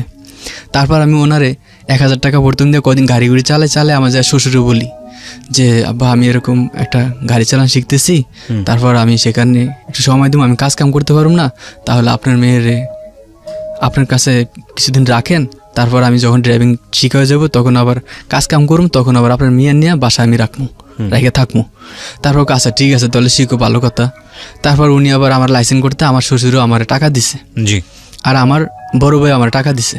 আচ্ছা। আর আমি গ্রামের তো আমার আব্বা আমার তো টাকা আইন না, বোনের তো টাকা আইন না, তারপর আমি ড্রাইভিং চালান শিখছি, গাড়ি চালান শিখছি। জি। মিনিমাম আমার 1 থেকে 1.5 মাস গেছে শিখতে। এটা খালি 1-1.5 মাস কোনো কাজ কাম করি না, খালি এই গাড়ির পিছনে দৌড়েছি। আর এই ভাগে লাইসেন্সও করছি, লাইসেন্স করছি। আর আমার 3 মাস না 4 মাস পর লাইসেন্স বেরিয়েছে। বেরানোর পর এই ফাঁকে আমি ওর করছি রঙের কাজ, আর আমি ছাড়িনি, ওই রঙের কাজটাই আমি করছি। রঙের কাজ করছি তখন আমি তো মিস্ত্রি হয়ে গেছি। তখন আমার 500 টাকা হাজিরা দেয়, তখন সেটা দিয়ে আমার মোটামুটি চলে। কিন্তু আমার 15 দিন কাজ হয়, আবার 10 দিন কাজ হয় না। 15 দিন কাজ হয়, 10 দিন কাজ হয় না, রঙের কাজ খুবই কম। এই জন্য সংসার চলে না ভালো করে। তারপরে আমি আবার এই ড্রাইভিংয়ে যে লাইসেন্সটা বের হয়েছে তারপরে আমি চাকরি নিই। চাকরি আমার আল্লাহর মত হয়ে যাওয়ার পর সেখানে চাকরি হওয়ার 1 মাস পর আবার এই চাকরিটা আমার চলে গেলে আবার আমি করি আবার এই রঙের কাজ করি। আচ্ছা। মানে প্রথম চাকরি করতে আমার দিয়ে ভালো লাগতেছে না, আমার নিয়ে ওই জায়গায় বসায় রাখে। তারপর ঠিক মতো খাওয়া দাওয়া খাইতে পারি না। ড্রাইভিং চাকরি ঠিক মতো খাইতে পারি না, ওই জায়গায় বসায় রাখে রাস্তাঘাটে। মানে আমার কেমন জানি মনে হয় রাত 8টা নাই 9টা নাই, যে মন চাই এসে ডাক দেয়, এই জন্য আমার দিয়ে ভালো লাগতেছে না। পর আমি ওই চাকরি ছাইড়া দিই আইসা পর আবার 2-3 মাস আমি রঙের কাজ করি। আর আমার এক ফ্রেন্ড আছে ওই এলাকায় থাকে, মোহাম্মদপুর এলাকায় থাকে। আমি বললাম যে বাবু ভাই আপনি আমার একটা চাকরি দেন, আমার তো লাইসেন্স আছে, আপনি আমার একটা চাকরি দেন, ভালো একটা চাকরি পেলে এলাকায়, যদি কম ডিউটি, বেতন কম হোক সমস্যা নাই, কম ডিউটি একটা চাকরি দিবেন। কয় ঠিক আছে। পরে ওই লোক আমার ফোন দিয়ে বলে যে মারুফ ভাই আমি একটা চাকরি পেয়েছি, আপনি একটু আসতে পারবেন? ঠিক আছে আসি। তারপর আমি আসলাম, তারপর আমি মোহাম্মদপুর সলিমুল্লাহ রোড গেছি, গিয়ে তারপর সেখানে আমার একটা চাকরি। তারপর মালিকের সাথে কথা বলি, 12,000 টাকা আমার বেতন, 12,000 টাকা বেতন। তারপর এই চাকরিটা আমি 1 বছর করি। 1 বছরের মধ্যে আমাদের সংসার খুব ভালোভাবে চলে, এখন কোনো কারোর সাথে কোনো ঝগড়াঝাটি হয় না। তারপর 1 বছর চলার পর আমার বাবা মা অসুস্থ দেখে আমি বাসা বসে ছাইড়া দিয়া আমি করলাম কি, আমার ওয়াইফরে নিয়ে দেশে গেলাম। দেশে গিয়া আমার বাপ মা অসুস্থ দেখে, আম্মা অসুস্থ, তারপর ওরে রাইখা আমি চিন্তা করলাম যে আমি গ্রামে থাকি এখন কী করবো, তুমি কয়টা দিন থাকো। আচ্ছা। আমি যে ঢাকা যায় 2 মাস চাকরি করে আম্মা সুস্থ হোক, তাহলে তুমি আবার আইসা করো, তোমার ফোন দিলে আমি বাসা বসা নেবো, মালসা বানা কিনলে তুমি আবার আইসা করো। তারপর আচ্ছা ঠিক আছে। পরে আমি তুই আসার পর 3 দিন না 4 দিন পর আমাদের গ্রামের বাড়ি থেকে পালিয়া একা ঢাকা আইসা পড়ে। রিয়া? হ্যাঁ রিয়া। একা ঢাকা পালে আইসা পরে তারপর আবার আমি করলাম কি, যে আব্বা আমার আমি জিজ্ঞাসা ওই যে আয়া পড়ছে তোমরা দেহ নেই, বলছে যে ওর নানা বাড়ি যাবো, নানা বাড়ি থেকে তো নেই গেছে তোমরা ছাড়লা কে ওর একা তোমরা ওরা ছাড়লা কা। পরে আমরা তো বুঝতে পারি না ওই যে এরকম ঢাকা চলে যাবো, আমি তো বুঝতে পারিনি। আমি আচ্ছা ঠিক আছে, যেহেতু আইসে আর কি করবা। তারপর আমি গেলাম যে তুমি যে কাজটা করলা, তুমি এলাকায় থেকে এরকম পলে এলা, তুমি এটা ঠিক করলা। কয় আমার দিয়ে ভালো লাগে না তোমার স্যার, আমি সেই জন্য চলে আইছি। এখন ওরে বুঝে সুঝে আবার আমি কি করলাম, বাসা নিলাম। এখন দেখি যে আমার উপায় না, ও আমার ছাড়া থাকতেই চায় না, মানে ওই গ্রামে থাকবো না। আমার যদি গ্রামে থাকতে হয় আমার নিয়ে থাকবো। তারপর আমি ওরে নিয়ে এরকম বাসা নিয়ে থাকতেছি, চলতেছি ফিরতেছি। এখন ও বাড়ির কথা শুনতেই চায় না, বাড়িতে যাইতেই চায় না। তারপর আমার বাবা মা অনেক কষ্ট করে। আমার মা কিন্তু অনেক বুড়ো হয়ে গেছে, আমার মা বসলে আর উঠতে পারে না, আর দাঁড়ানো থাকলে বসতে পারে না, এরকম অবস্থা। এখন আমার মা খালি বাড়ির কথা কয়, কিন্তু ও বাড়ি যাইতেই চায় না। পরে আমি আব্বা মারে বুঝেছি, আমার মায়েরে কইছি যে মা আমি তো তোমাদের ছোট বলা, আমি তোমাদের বউ, আমি তোমাদের কাছে নিতারি না, তোমাদের খেজমত করার আমি সুযোগ দিতে পারি না, তোমরা আমার মাফ করে দিও। আমি অনেক চেষ্টা করতেছি কিন্তু আমি পারতেছি না মা, তুমি আমার মাফ করে দিও যে তুমি তোমার বউর হাতের একটা কামাই খাইতে পারো না বা একটা কথা শুনতে পারো না, একটা কোনো কিছু করতে পারো নি, তোমার এখন বসে থাকার দিন, কিন্তু তুমি বইয়া খাইতে পারো না, তুমি এখন কাজ করে খাইতেছো। তো এই বিদায় নিয়ে মা তুমি আমার ক্ষমা করে দিও, আমি তোমার বউর আমি দিতে পারিনি। কয় না বাবা, তুই যদি সুখে থাকস তোর বউরলে তুই এটি আমার ভালো, তুই সুখে থাকে এটি আমরা চাই, কারো জোর করে আনার দরকার নেই, আনছস না তারপর চলে গেছে, দরকার কি আর আনার। তারপর কয় তুই যদি ভালো থাকস তাহলে ভালো। তারপর আমার ছেলে আপনার বিয়ের 4 বছর পরে, 4 বছর পর আমার এই ছেলে গর্বে আসে। 4 বছর পর ছেলে আমার গর্বে আসে। গর্বে আসার পর আমার এই ছেলেটা, আমার সেই ছেলেটা আপনার মারা যায়। মারা যাওয়ার পর আবার আমার 2 বছর পর আবার আমার আরেক ছেলে আবার ওর পেটে আসে। প্রিয় শ্রোতা, আপনারা শুনছেন প্রাণ মিস্টার ম্যাঙ্গো ক্যান্ডি প্রেজেন্স জীবন। সংসার ভালোই, সুখের, আমাদের সংসারটা কষ্ট হলে কি ওই সংসারে আমার সুখ আছে, মানে দুজন অনেক ভালোবাসি। যেমন রাত যদি আমার ডিউটি শেষ হইতো, আমাদের ছাড় বলতো যে মারুফ আমরা এরকম দাওয়াতে যাবো, তোমার রাত 2টা 1টা বাজবো, ঠিক আছে, তাহলে তুমি কি করবা, তোমার ওয়াইফরে তুমি ফোন দিয়ে জানাই দিও। আমি আচ্ছা ঠিক আছে। পরে 2টা 1টা বাজলে তখন এই দাওয়াতে গেলে আপনার ড্রাইভারদের আবার ভিতরে নিয়ে যার ভালো লাগে নিয়ে খাওয়ায়, আর যার ভালো না লাগে তার আবার ওই আপনার আলাদা খাবার বাটি আছে, ওইটা প্যাকেট দিয়ে দেয়। আচ্ছা, পরে আমি করতাম কি, ওই প্যাকেটটা দিলে আমার গাড়ির ব্যাগ ডাল আমি রেখে দিতাম, আর ওই যে আমার ভিতর নিয়ে যেটা খাওয়াইতো ওটা আমি খাইয়ে দিতাম। পরে যাইতে রাত 12টা 1টা বাজলে যায় দেখতাম কি আমার ওয়াইফ গেটের সামনে খাড়ায় থাকতো একা। আমি কত গুণ আসবো, গেটের সামনে দাঁড়ায় থাকতো একা। পরে দেখতাম যে গেটের সামনে দাঁড়ায় থাকতো, পরে কয় তোমার আইদা এত লেট, তুমি আমার ফোন দিয়ে জানাই বানায় দেবো, এরকম কথা কইতো। তারপর আমি কই দাওয়াত আছে, আমি কি করবো রাত ডিউটি হলে। তারপর অনেক সময় দেখতাম যে ঘরের সামনে দরজা চাপাই দিয়া লাইট বন্ধ করে আমার ছেলে ঘুমাইতেছে, বসে আমার অপেক্ষা করে, ঠিক আছে, আমার অনেক লাভ করে, হ্যাঁ আমার অনেক ভালোবাসে, আমার জন্য বসে থাকে। তুমি বইয়ে রয়েছে এখনো, কয় তোমার আসে আমি বইয়ে রয়েছি। আবার দেখতাম রাস্তায় খাড়ে আর 7টা 8টা বাজলে রাস্তার দাঁড়ায় থাকতো, রাস্তার দিকে চায়া থাকতো যে আমি কত নামু। যখন আইতাম সাইকেল নিয়ে, তখন কইতো কি যে তুমি যদি দূরের তো না আসো, তোমার দেখতেই দেখা যায় যে তুমি আসতেছো। তোমার সাইকেল চালানোর তুমি যেরকম সাইকেল চালাও ওরকম মানুষের তার সাইকেল চালাতে পারে না, তুমি যেরকম হাঁটো ওরকম তোর মানুষ হাঁটতে পারে না। তোমার হাঁটাটা সাইকেল চালানোটা আমি দূরত্ব দেখলেই বুঝতে পারি, আচ্ছা, যে তুমি আসতেছো, ঠিক আছে। তারপর এরকম আমার অনেক ভালোবাসতো। তারপর আপনার মনে করেন আবার ভালোবাসতো, আবার ইয়াও করতো, সন্দেহ করতো আমারে, অনেক সন্দেহ করতো আমারে, আচ্ছা, অনেক সন্দেহ করতো। পরে আমি ওই যে মোহাম্মদপুর চাকরি করছি, চাকরি করার পর সেখানে আমার আবার একটা মেয়ের সাথে আমার রিলেশন হয়ে যায়। বলতে দাঁড়ান, আপনি ইন দ্য মিন টাইম আপনি আপনার বউ এতটা লাভ করে আপনাকে, এর মাঝখানে আপনি আরেকটা মেয়ের সাথে সম্পর্ক করে ফেলেন। হ্যাঁ, সম্পর্ক হয়ে যায়। ওই যে একটা মেয়ে, এই মেয়ে আমি বলতেছি সেটা কি, মেয়েটা আমি গাড়ি পার্কিং করে দাঁড়াইলে ওই প্রতিদিন পাশ দিয়ে আইতো যাইতো। আমার একদিন হঠাৎ করে বলতেছে যে ভাইয়া আমার একটা মামতো ভাই আছে, আপনি একটু গাড়ি চালান শিখিয়ে দেবেন আমারও বলতো। আমি কি না আপু, আমি তো এই গাড়ি চালান আমরা তো শিখাই না, আপনার স্কুল আছে শেখানোর জন্য, সেখানে নিয়ে যান। কয় সেখানে ভালো করে শিখায় না, তাহলে যদি আপনি যদি একটু নিতেন তাহলে শিখাই দিতেন। আমি সরি আপু, আমি তো ওরকম শিখাই না, আর আমার এই গাড়ি যদি একটা দাগ পরে একটু নষ্ট হয় তাহলে সমস্যা হবে, আমার চাকরি চলে যাবো, আমি তাহলে শিখাতে পারবো না, আপনি দরকার অন্য জায়গায় চেষ্টা করেন, অন্য জায়গায় চেষ্টা করুন, তারপর আপনার নাম্বারটা আমার দেন, আমি আপনার সাথে যোগাযোগ করুন আমার মামাতো ভাইয়ের জন্য। পরে নাম্বারটা দেয় আমারে, নাম্বারটা দেওয়ার পর তারপর এই মেয়েটা আমার কল দেয়। কল দিলে 1 কথা 2 কথা, তা আমি আবার ওর কল দিই। কল দিতে কথা ওর সাথে আমার সাথে একটা সম্পর্ক হয়ে যায়। আচ্ছা, সম্পর্ক হওয়ার পরে তারপর আমার ছেলের বয়স কিন্তু 2 বছর হয়ে যায়। আমার ছেলের বয়স 2 বছর হয়ে যাওয়ার পর এখন আমি বাসায় ফোন রাইখা আমি বাইরে গেছি, বাইরে বলতে রাস্তায় দোকানে গেছি। দোকানে যাওয়ার পর এখন এই ফাঁকে মিস কল দিছে ওই মেয়েটার নাম হয়েছে মাইমুনা। আমার মিস কল দিছে। মিস কল দেওয়ার পর এখন ঘরে তো ফোন, এখন আমার ওয়াইফ আবার টাচ মোবাইল, লক খুলতেও পারে না, টিপতেও পারে না, কিছু করতে পারে না। আচ্ছা, এখন আইসিআর আমার বলে তোমার একটা মিস কল আছে। তারপর আমি দেখলাম যে ওই মেয়ে মিস কল দিছে। মিস কল দেওয়ার পর তারপর আমি মোবাইলটা পকেটে রাখলাম। মোবাইল পকেটে রাখলা কে মিস কল দিছে দেখো, কল করে আমাকে দিয়েছে আমার বোন জামাই। একটা মিশা কথা বললাম যে আমার বোন জামাই দিছে। তখন আবার কতক্ষণ পর ফোন দিছে আর আমার ওয়াইফ রিসিভ করছে। আমার মোবাইল আমার হাত থেকে নিয়ে কাইরা নিয়ে রিসিভ করার পর দেখা যায় মেঘ কণ্ঠ। কয় আপনি কে?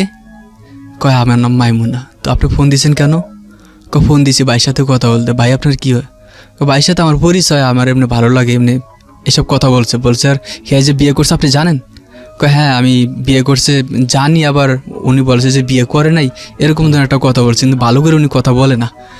তাহলে আপনি জানেন না যে উনি বিয়ে করছে, তারপর আপনি এরকম ওনার সাথে রিলেশন করতেছেন, আমি ওনার স্ত্রী। সরি ভাবি, আমি বুঝতে পারি নাই, আপনার ওনার যে স্ত্রী আছে উনি আমার সাথে ভালো করে বলে নাই যে বিয়ে করছে কি না করছে। ওনার জিগেলে বলতো যে আমি বিয়ে করছি বা করিনি, এরকম একটা অন্যভাবে কথা কাটাই নিত। এই মাইমুনা বলতো? হ্যাঁ মাইমুনা বলতো। পরে ভাবি আপনি কিছু মনে করেন না, আমি যা ফোন দিয়েছি ওর সাথে কথা বলছি, আর বলুম না। এই যে ওনার সাথে কথা বলছে সেখান থেকে আমারে এখন খালি সন্দেহ করতেছে। মানে কেউ ফোন দিলে, যদি আমার মা ফোন দেয় তাও আমার ফোন বাইর করে দেয় মোবাইলটা কে করছে। আমার বাবা ফোন দিতেছে তাও ফোন বাইর করে দেখবো যে এটা কে করছে ফোন। তারপর এরকম করতে খালি সন্দেহের ভিতরে আমি পড়ে গেলাম। এখন আমার সন্দেহ করতে করতে এখন দিয়ে আমার নিজের কাছে খারাপ লাগতেছে। কি রে, একটা মানুষ ভুল কি একবার করে, বারবার করতেছে ভুল, ওরা আমি যতই বুঝে ও বুঝতেছে না। তারপর আমি এরকম করতে করতে ওই ভুলটা মোটামুটি কাটা গেল ওর মাথা থেকে। কাটা যাওয়ার পর তারপর এরকম এখন আমাদের সংসার মোটামুটি ভালোই চলে, ভালোই। আমি বাড়িতে টাকা পয়সা দিই, বাবা মা কথা বলে, ও কথা বলে। তারপর একদিন হঠাৎ করে আমার গ্রামের বাড়ি থেকে আমার ভাইয়ের শালা মানে আমার বাবার মামাতো বাইরে নিয়ে আর কি আমার বড় ভাইয়ের বাসায় আইসে। আর সেখানে ওই যে আসার পর এখন আমি বলতাছি যে তোরা ঢাকাইছিস কেন? আমরা আইসি একটা রুম নিয়ে থাকুম, আমরা রাজের কাম করুম। আচ্ছা ঠিক আছে তো কর। অন কইতে আছে এখানে তো বাসা ভুসা পাই না, তাইলে আমার একটা বাসা লইয়া দেন আপনি। আমি কি বাসা লইয়া দিম? মানে আমাদের ওইখানে তো বাসা ভাড়া আছে, কিন্তু তোরা এত দূরে যায় কাজ কাম করতে পারবি? আচ্ছা আমরা এটা পারুম করতে, আর তোর কাজ কাম তো হেন হইব না, তুই করবি কেমনি? 2-4 দিন দরকার বয়ে থেকে মানুষের সাথে কথাবার্তা বইলা তারপর কাজ কাম আমি ভাগ করে নিমু, ঠিক করে নিমু। পরে ওই করলো কি, এই আমার বলছে। তারপর আমি ওরে আমার বাসার পাশে নিয়ে বাসার পাশে একটা বাসার রুম নিয়ে দেয় ওরে। ওই যে আমার ভাবির ভাই আর ওই ভাবির মামাতো ভাই, ওরা দুইজন আইসার আমি রুম নিয়ে দিই। রুম নিয়ে দেওয়ার পর তারপর আমি ওনারা কইতাছে যে মারুফ ভাই আমরা কোথায় খাওয়া দাওয়া করবো? তাহলে আপনি একটা কাজ করেন, আমরা আপনার বাসায় ভাত খামু, তাহলে আপনি আমার ঘরে ভাত খাওয়ান, আমরা মাসে 3,000 টাকা করে দেবো। আমার এই কথা বলার পর আমি বললাম যে আমি তো কখনো ম্যাচ খাওয়াই নাই, তারপর কারো আমি বাসায় রাখি নাই, কিন্তু আমি এটা অনুমতি নিতেও আমার ওয়াইফ থেকে, ঠিক আছে। তারপর আমি এটা মনে মনে ভাবলাম যে তাহলে ওর একটু জিজ্ঞান দরকার আছে আমার। তারপর আমি ওর জিজ্ঞাসি। এই পাকে আমার ওয়াইফ, আমি যদি ফ্রেন্ড সার্কেলে আমার বাসায় আসতে চাই, আমার কইতো কি যে তোমার ফ্রেন্ড সার্কেল আছে, তুমি বাসার বাইরে চা খাওয়া বিদায় করে দাও, কিন্তু গ্রুমে আনবা না। মানে ও ছেলে মানুষ পছন্দই করতো না, আমি ছাড়া মানে অন্য কোনো ছেলে পছন্দই করতো না। ছেলে মানুষ দেখলে আমার গাও জ্বলে, আমি দেখতে পারি না অন্য ছেলে মেয়ে, ঠিক আছে। তুমি যদি তোমার ফ্রেন্ড সার্কেল আয় থাকে তাহলে তুমি বাইরে তো চাটা খাওয়াই তুমি বিদায় করে দেবো, ঘরে আশেপাশে আনবা না। পরে এরকম ধরনের কি ছিল। তারপর আমি যে জিজ্ঞেস করলাম যে আমার বিয়ে এরকম, আর আমার ভাবির মামা তবে আইসে, তাহলে ওরা এরকম বাসায় থাকতেছে, এই বাসায় খাইতেছে, তুমি কি বলো? আমি কিছু জানি না, এটি আপনি জানেন, আমি কিছু জানি না। আচ্ছা ঠিক আছে, তাহলে আমি কইছি যে এরকম ওরা আমার 3,000 টাকা করে দেবো। এখন দেখো দুইটা মানে যদি তুমি মানে আপনি রিয়ার সঙ্গে আলোচনা করছেন? হ্যাঁ, রিয়ার সঙ্গে আলোচনা করছি যে তুমি যদি দুইটা মানুষের পাকশাক করে একটু খাওয়াই ধরো, মাসে 6,000 টাকা, মাসে 6,000 টাকা, তোমার একটু কষ্ট ওয়েডি আছে, তোর বেশি কিছু না, ওরা পাশের বাসায় থাকবো। এখন এরকম ওরা আমি কইলাম যে দেখ আমাদের এখানে গ্যাস কম থাকে, গ্যাস ট্যাস থাকে না, তাহলে তুই একটা সিলিন্ডার আনতে হবে, সিলিন্ডার আনলে তোরে এই গ্যাসে পাকে তোরে মোটামুটি ভালো করে খাওয়াইতে পারবো, ঠিক আছে। তাহলে তুই একটা সিলিন্ডার আন। পরে দেখলাম কি মাত্র ওই ছেলেটা সিলিন্ডার নিয়ে আসলো, গ্যাস সিলিন্ডার আইনা, তারপর এখন দেওয়ার পর এখন এরকম 1 মাস ওরা দুইজন ছিল। পরে আমার বিয়েটা চলে যায়, বিয়ের মামাতো ভাইটা আমার ওখানে থাকে আর কি বাসা নিয়ে। পরে এখন ওই 1 মাস যে ওরা দুজন ছিল, দেখতাম কি দুজনের একজনও কাজ কাম করে না। পরে আমি এক লোকের লগে কথাবার্তা বইলা আমার বিয়ের আমি রাজের কাজে দিছি। দেওয়ার পর উনি 2-3 দিন কাজ করার পর দেখি আবার কাজ করে না, আমার বাসায় থাকে, খালি বাসায় থাকে। কিরে বাসায় তোস? এখন দেশের থেকে ওই যে আমার ভাবির মামাতো ভাইয়ের ভাই ফোন করে কইছে যে এরকম ওরা জিনের ব্যবসা করে, জিনের ব্যবসা করে। কেমন জিনের ব্যবসা? যে মানুষের কাছ থেকে টাকা টুকা হাতে আনে মিছা মিছা কথা কয়া, ওরা হুজুর সাজে বাবার সাজে সাইজা তারপর এরকম মানুষের কাছ থেকে টাকা আদায় করে আনে। তুই কেমনে? প্রথম ওরা হুজুর সাজে তারপর বাবা সাজে এরকম দারোয়ান সাজে, এইসব সাইজা মেজে তারপর ওরা টাকা আনে। তারপর আমি চিন্তা করলাম যে এটা তো একটা খারাপ কথা, তাহলে ওরা তো রাম যাবো না। পরে আমি ওর সাথে কথা বললাম, ওই যে আমার বাবির মামাতো ভাইয়ের সাথে কথা বললাম, কিরে তুই বলে এরকম জিনের ব্যবসা করস, এরকম যদি করস তুই মাসে জীবনে তাহলে তো আমার সহ জেলে নিব, তুই এটা করস কেন? তারপর কয় ভাইয়া তুমি যখন যাই না গেছো তাহলে তুমি আর কেউ কো না, আমি এটা দরকার ছাইরা দিমু, আমি দরকার ছাইরা দিম, আর না তো আমি এখন বাসা ছাইরা যাম। আচ্ছা ঠিক আছে। পরে এখন দেখি যে ও আমার বাসায়, ওই যে আমার বেতে চলেই গেছে, এখন আমার বের মামাতো ভাই আছে। এখন ও কইতাছে কি যে ভাইয়া আমরা এনে দুইজনে 2 রুমে থাকি, তাহলে কি দরকার আমরা একটা ফ্ল্যাট বাসা নেই। তারপর আমি কি ফ্ল্যাট বাসা নিব মানে এতটা ভাড়া দেবো কি? আমি দিতে পারবো না। কয় তুমি অর্ধেক দিবা আমি অর্ধেক দিম। আমি কি তুই অর্ধেক দিবি কই, তুমি তো কাজ কামি করস না।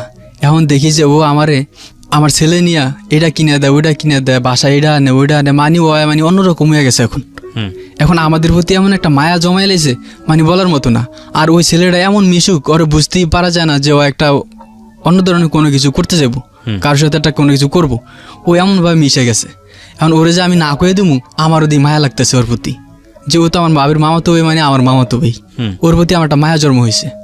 তারপর আমি করলাম কি যে আচ্ছা ঠিক আছে, তুই যখন একটা ফ্ল্যাট বাসা নিতে চাস ছোটোখাটো, তাহলে চল নিয়ে এলেই। আর আমি ফ্ল্যাট বাসাটা নেওয়ার আগে আমি আমার ওয়াইফের বলছি যে দেখো ওই যে এতদিন ছিল আমাদের বাসায়, তাহলে তুমি ও চা চলন কথাবার্তা আলাপ আলোচনা কেমন দেখছো? ও তো দেখছি ভালোই, ও তো আমার বোনের চোখে দেখে, আমি ওরা বাইরের চোখে দেখি, এখানে তোর কোনো খারাপ কিছু দেখি না। তাহলে এখন তুমি কি মনে করো যে বাসাটা লইলে ভালো হবে? আচ্ছা ঠিক আছে তাহলে নেও। তারপর আমি এই বাসাটা নেই। নেওয়ার পর আমার তো মনে করেন ভাইয়া ডিউটি 5:30টায় আমার ঘুম থেকে উঠতে হয়। এরকম যাইতে যেতে ওই ফ্ল্যাট বাসে আপনার 2 মাস চলে যায়। ওই 2 মাস ওখানে আমার চলে যায়। 2 মাস চলে যাওয়ার পর তারপর আপনার একদিন আমি শুক্রবার বাসায় আমি আমার ছেলের আমি গোসল করেছি। গোসল করে ছেলেটা বলছি কি যে ওরে একটা কিছু পড়া, ঠিক আছে? ওই ছেলেটার নাম হয়েছে আইব আলী, সেটার নাম হয়েছে আইব আলী। ওরে বললাম যে আইব আলী আমার অনেকের একটু কিছু পড়া হিন্দনে অনরে পড়াইতেছে, এই পাকে আমার ওয়াইফ দেখতেছি কি পাক করতেছে। এখন দেখি কিছুক্ষণ পরে আমি আবার বাথরুমের দরজা লাগাই নেই, তারপর দেখতেছি কি আমার ওয়াইফ নাই, ধারে নেই। পরে আমি করলাম কি দরজাটা ফাঁক করে একটু তাকাই দিয়ে যে আমার ওয়ালে একটা গ্লাস লাগানো আছে, ওই গ্লাস লাগানোর সামনে দিয়া আমার ওয়ার্ড্রোব আছে, ওয়ার্ড্রোবের সামনে ওই যে আইবালি আমার ছেলের পোশাক পরাইতেছে। তারপর আমার ওয়াইফ ওর সামনে যায় দিয়ে যে ওর গালে ধরতেছে, ওর নাকে ধরতেছে, ওর মুখের কাছে মুখ নিতেছে। আমি এটা দেখা আমার দেহি আর মাথায় নষ্ট হয়ে গেল যে হ্যাঁ আল্লাহ, আমি এটা কি দেখলাম। এই আইব আলীটা কে ছিল? এই আইব আলীটা হচ্ছে আমার বাবির মামাতো ভাই, ওই যে আমার বাসায় এসেছে। রাইট। এবং ওনার সাথে আরেকজন ছিল? ওই 1 মাস থেকে চলে গেছে। আচ্ছা, এখন শুধু আইব আলী ছিল? এখন শুধু আইব আলী। বয়স কত ছিল ওর? বয়স মিনিমাম 16-17 বছর হইব। আচ্ছা ঠিক আছে, 17 কি 18 এরকমই হবে ভাই। কিন্তু ছেলেটা ওই খাটো কিন্তু লম্বা হয় না, বয়সে কিন্তু ভালোই মোটামুটি আছে, এমনি খাটো লম্বা হয়নি। তারপর আপনার এখন এটা দেখা ভাইয়া আমার দেহি গাওয়াত কাঁপা শুরু করে দিছি যে আল্লাহ, আমি এটা কি দেখলাম, আমি এতদিন কারে বিশ্বাস করলাম? এই আমার বিশ্বাস ছিল এতদিন, আমার 12 বছরের ভালোবাসা, আমার 12 বছরের বিশ্বাস, এই আজ আমি এইটা চোখের সামনে দেখলাম, এটা আমি আজকা এটাই কি আমার দেখার বাকি ছিল? পরে আমি এটা দেখা পরে আমি আবার যখন আমার ওই পায়ে পড়ছে তখন আমি আবার দরজা চাপিয়ে দিয়ে আমি গোসল করতেছি। গোসল করতেছি না, ও যখন আয়া পড়ছে আমার মুখোমুখি আর দেখে এলিছে। আমি বললাম যে এটা আমি কি দেখলাম? কয় কি দেখছো? আমি কি যা দেখার তো আমি দেখছি, এটা তো তোমার কাছ থেকে আমি কখনো আশা করিনি, তুমি যে এটা কী করলো এটা, ঠিক আছে? পরে দিয়ে যাওয়া আমার সাথে নগদ পল্লি মেরে নিল যে আমি কিছু করিনি। ও আমার দেওয়ার হিসেবে আমি ওর গালে ধরছি, এটা কোনো কথা হলো? তুমি ওর গালে ধরবা কেন? তুমি ওর গালে ধরবা কেন? ওর সামনে আইবুল্লাহর সামনে এরকম করতেছ? হ্যাঁ এরকম করতেছি। প্রিয় শ্রোতা, আপনারা শুনছেন প্রাণ মিস্টার ম্যাঙ্গো ক্যান্ডি প্রেজেন্স জীবন গল্পের অতিথি। এখন দিন খালি পারতেছে, ক্ষণে পারতেছে। আপনি কি করলেন স্টেপটাকে? আইবুল্লাহকে বাসা থেকে বের করে দিলেন নাকি ওরকমই রাখলেন? হ্যাঁ, তারপর আমি বলতেছি, তারপর আইবলি করলো কি শুক্রবার দিন তো নামাজ পড়তে গেল গা, নামাজ পড়ে তারপর আইসে ওর কাছে আমি জিগেলাম যে কিরে তোর সাথে আমার ওয়াইফের সাথে তোর সম্পর্ক কয়দিন তামাই কবে কোনো সম্পর্ক নাই কোনো কিছু না, হ্যাঁ আমার গালে ধরছে মুর্দার মুখ আনছে এরকমই। আমি কই একটা মানুষ তো হঠাৎ করে এরকম করতে পারে না, তোর সাথে রিলেশন আছে দেখি তো মনে হয় যে এরকম একটা করছে। তারপর ও বলছে যে না এরকম কোনো কিছু হয় নাই, তুমি কোরআন শরীফ, আমি কোরআন শরীফ সে কইতে পারুম, এমনকি আমি মসজিদে যা কইতে পারুম। ও আমার সাথে গিরা কসম সব কইতেছন। পরে আমি করলাম কি যে থাক যাওয়া রয়েছে এটা আমি মন থেকে মুছে নিলাম, এখন আমি ওরে এনে থুয়ে আমি বাসা নিম আলাদা। পরে আমি করলাম কি হেই মাসি ওরে ওই বাসা রাইখা, ওই আইবেলের বাসা রাইখা আমি আবার একটা বাসা নিলাম ছোট সে এক রুম সিঙ্গেল।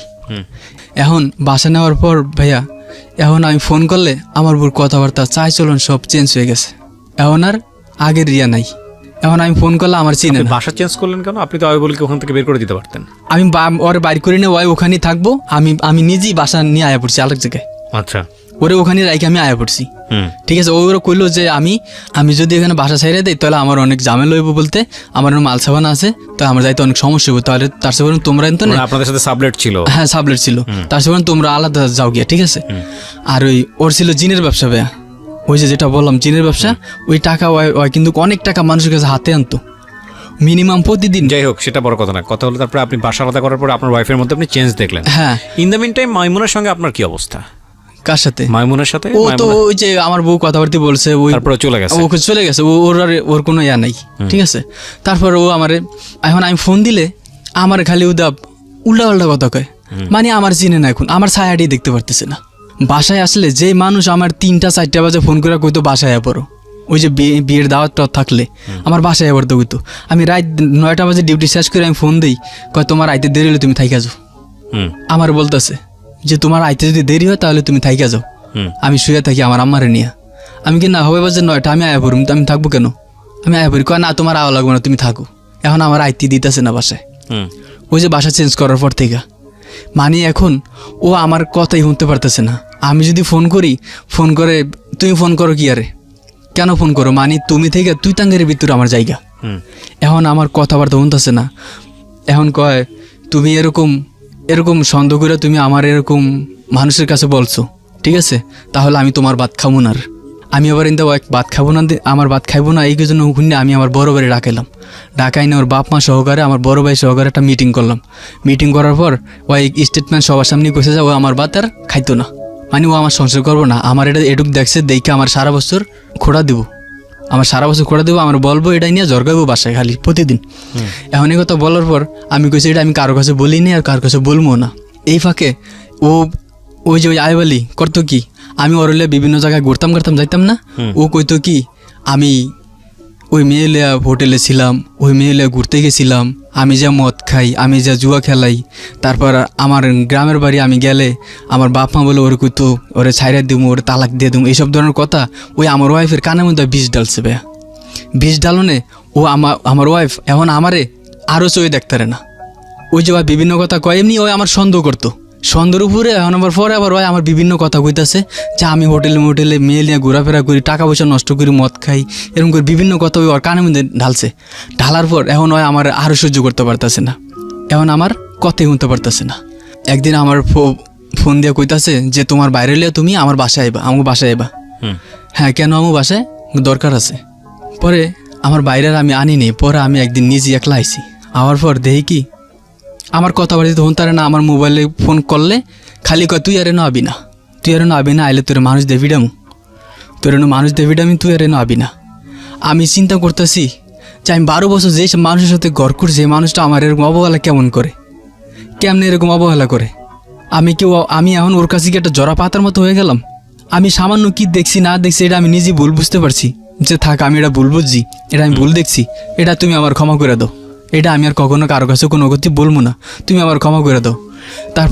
তারপরও আমার কথাটা শুনতেছে না। ও করলো কি কাপড় চোপড় নিয়ে ওর বাপের বাড়ি চলে গেল। পরে যে আমার দিয়ে গরম মধ্যে ভালো লাগতেছে না। পরে ওর বাপ মার দ্বারে গেছি, ওর বাপ মা সহকারে কইতেছে যে ওজন ভাত খাইবো না তাহলে আমরা তোমার কাছে আর দিব না, আমরা দিব না, তাহলে তুমি একটা যা কিছু করার করো। আমি কি করবো, আপনারা আমি যে 12 বছরের সংসার করছি, 12 বছর সংসারটা এরকম টুমকো কথা গিয়ে ভেঙে যাবে, এটা কি সম্ভব? কয় এখন সংসার করবো না, আমি কি করুম? তারপর আমি একদিন আমার শ্বশুর পাঁচ ধরে বইয়া কানিয়ে দিছি যে আব্বা আমি ওরে স্যার আমি বাঁচব না, আপনারা ওরে আমারে দিয়ে দেন, ওরে বুঝে টুঝে আমার দিয়ে দেন। আমার একটা ছেলে আছে 4 বছর বয়স। আমি এই সংসারটা অনেক কষ্ট করে আগলে রাখছি। আজ যে সামান্য মানুষের কথা দুরা কান কথা দুরা আমার সংসারটা ভাঙা লইতেছে, আপনি ওরা আমার কাছে দিয়ে দেন। আচ্ছা ঠিক আছে তুমি যাও, আমি দেখতেছি। তারপরেও আমি ওর কাছে ফোন দিই, ফোন দেওয়ার পরও আমার ফোন কাইটা দেয়, কথা কয় না। আমি খালি ভাবতেছি আমার একটা ছোটো ছেলে আছে 4 বছর বয়স। ছেলেটা তখন কোথায়? ছেলেটা তখন ওর কাছে। তখন আমি ভাবতেছি কি রে, তুই আমার সামান্য একটা ছেলের কারণে তুই আমার এরকম করলি এখন। পরে একদিন ওর বাপের পাইতো আমি দৌড়ছি একদিন। তারপর ও রাতে হয়ে রয়েছে। তারপর আমি ওর কত কথা কই আর বুঝাইতাছি। ওর বাড়িতে গিয়ে? হ্যাঁ, ওর বাড়িতে গিয়ে ওর বাড়ি থেকে আবার আমি নিয়ে আইছি ওর বাবার ফাইটটা দূরা পর ওর বাপ আমি জোর করে নিয়ে আইছি। নিয়ে যাওয়ার পরে ও আমার বাসায় থাকতেছে। এখন আমি একদিন ওর অনেক কথাকে বুঝাইতেছি, দেখো আমরা 12 বছর সংসার করছি, তুমি এরকম একটা ডিসিশন নিও না, ঠিক আছে? আমাদের ছেলেটা ছোটো, তুমি এরকম ডিসিশন নিও না। তারপরও কইতাছে আমি যেটা কইছি এইটাই কইছি, আমি তোমার বাদ খাইম না, খামই না। তারপর আমি ওর একদিন হঠাৎ করে পায়ে দৌড়া বসি যে দেখো আমার ভুলে আছে, আমার অন্যায় আছে, আমি বুঝতে পারি না, তুমি যেরকম একটা সামান্য ব্যাপার নিয়ে এরকম করবা, তুমি আমার মাফ করে দাও, ঠিক আছে? তুমি আমার ভুলে যাবে না, আমি তোমার ছাড়া বাঁচব না, আমি তোমার ছেলের আমি অনেক ভালোবাসি, তোমরা ছাড়া আমার আর এখন কোনো কিছু নাই। তুমি যদি এই মুহূর্তে একটা কিছু করো তাহলে আমার অনেক অনেক ক্ষতি হয়ে যাবে, আমি কী নিয়ে বাঁচুম? তারপর ও আমার একদিন বলছে যে তুমি তোমার বাইরে নিয়ে আইসো। পরে আমি বাইরে নিয়ে আসিনি, আমি একলাই আইসি আর তখন দেখি যে আমার সাইকেল আর আমার ব্যাগের মধ্যে কাপড় চোপড় গোসায় থুয়া ওই বয়ে রয়েছে। কী হয়েছে, তুমি কাপড় চোপড় গোসাই বয়ে রয়েছো? কয় তোমার সাইকেল আর এই তোমার ব্যাগ তুমি নিয়ে এখন এই মুহূর্তে যাও গিয়া, পিস মিলার চাইবা না। পরে এখন আমার দিকে কইটা মানাইতেছি না, আমার ছেলেটার দিকেছে একবার, ওর দিকেছে একবার, আমি কি করি এটা, আমি কি করতেছি এখন, ও কি করতেছে এখন? আমার ছেলেটা শুধু ফেরো করে আমার মুখের দিকে তাকে কান্দে। তারপর আমি ছেলেটার কোলো লিয়া সাজে বসে তুই এখন ওর বাপ মা কইতাছে যে মারুফ তুমি এখন চলে যাও, আমরা এটা বুঝাইতাছি, তুমি কটা দিন ধরে একটু অন্য জায়গায় থাকো, তারপর ওর মনটা বুঝবো যে স্বামী কি জিনিস, সংসার কি জিনিস। ও এখন মন পাগলামি করে এরকম করতেছে, তুমি কটা দিন সইরা থাকো, দেখবা বুঝবো। পরে ওর ভাবি সহকারে সবাই সহকারে আমার বুঝাইছে। তারপর আমি ওই ব্যাগ নিয়া, আমি সাইকেল নিয়া তারপর আমি চলে গেছি। এখন যাওয়ার পর দেই পিস দিয়া আমার ওয়াইফ আসতেছে, আমি অন্ধকারে দাঁড়িয়ে রয়েছি, তখন আমি দাঁড়িয়ে যখন দেখা যায় আমি দাঁড়িয়ে রয়েছি, তখন আবার 5 মিনিট আবার সোজা বাসার দিকে চলে যায়। আমি কে দাঁড়াও আমার একটু কথা হনো, আমার একটু কথা হনো, তুমি এরকম করো না, আমার একটু কথা হনো। কোনো কথা হয় না। এলাকার মানুষ দিয়ে বুঝাইতাছি, মানুষ সবাই দিয়ে আমি বুঝাইতাছি, কয় উপরের মন্ত্রী মিনিস্টার আইলেও আমার এই সংসার করাইতে পারবো নাকি ওই, যদি বড় ম্যাজিস্ট্রেট আই হ্যাঁ আমার এই সংসার করাইতে পারবো নাকি ওই, এরকম কইতাছে। কোয়ার পর আমি কারো কাছে কোনো দাম পাইতেছি না, কারো কাছে কোনো হেল্প পাইতেছি না। এখন আমি পড়ে রয়েছি, ডিউটি করতেছি, টেনশনে মাথা পুরা। যে মানুষটা 72 কেজি ওজন ছিলাম, সে মানুষটা হয়ে গেছি এখন 58 কেজি। এরকম অবস্থা, টেনশনে ভাত খেতে না, কিছু খেতে না। একদিন গাড়ি চালাইতে আসি, এক স্টুডেন্ট আর এক মহিলা মায়েরা লোন ধরছি। গাড়ি চালাইতে হঠাৎ করে এক মহিলা আর একটা স্টুডেন্ট গাড়ির বাম্পারের সাথে বাজছে। পরে আমার স্যারের মেয়ে কইতেছে, আঙ্কেল আপনি ভালো করে গাড়ি চালান, টেনশন করেন না, আল্লাহ মাফ করবো, এরকম কইতাছে। ওই যে আমার বাইরে লইয়া আইতে হয়েছে। পরে আমি ভাইয়ের কাছে গেলাম, ভাইয়া কয় কি রে কিছু শুনছোস? আমি কি না কিছু শুনি নাই তো। কয় রিয়া তো তোর ডিভোর্স দিয়ে দিছে। কে বলেছে এটা আপনাকে? এটা আমার বাড়ির কাছে ওই ফোন দিছে। আচ্ছা। ও আমার বাড়ির কাছে ফোন দিয়া তারপর কইতাছে যে আপনি আপনার বাইরে হলে আসেন, আমি আপনার বাইরে ডিভোর্স দিয়ে দিছি, আপনি একটা ঘরের গার্জিয়ান হিসেবে আপনি আয়া ডিভোর্সের কাগজটা নিয়ে যান। এই কথা হই না আমার দিই ভাইয়া আকাশ পাতাল পুরা হয়ে গেছে। কিরে আমি এটা কি বলতাছি? মানুষ খারাপ হইতে পারে, এত খারাপ হইতে পারে না? মানুষের টুঙ্কু কথা দইরা, কান কথা দইরা, সামান্য একটা ভুল হয়েছে এটা নিয়ে ওই আমার ডিভোর্স দিয়ে দিতেছে। আমি কি অপরাধ করছি একালে? আমার কি অপরাধ যে আমার অপরাধ পায় এরকম করতেছে? এখন আমার বড় বাইরে লই আমি সেদিন আইছি, ওর ডিভোর্স দিছে। আয়া ওর বাপ আমার বড় বাইরে থুই আমি একলাই আয় বলছি, ডিভোর্সের কথা হই না। আয়া ওর বাপ মার কাছে ঘরে বয়ে আমি ওর বাপ মার সহকারে কথাবার্তা কইতাছি, কাঁদতেছি। এখন কইতাছে কয় তুমি ওরে ভাতের কষ্ট দিছো, মাছের কষ্ট দিছো, ওর ঠিক মতো কাপড় চোপড় দাও নাই, তুমি অন্য জায়গায় টাকা টুকা উড়াইছো, এরকম ধরনের বিভিন্ন ধরনের কথা অজুহাত আমার দেখাইতেছে। অথচ আমি ওর কখনো কষ্ট দিইনি।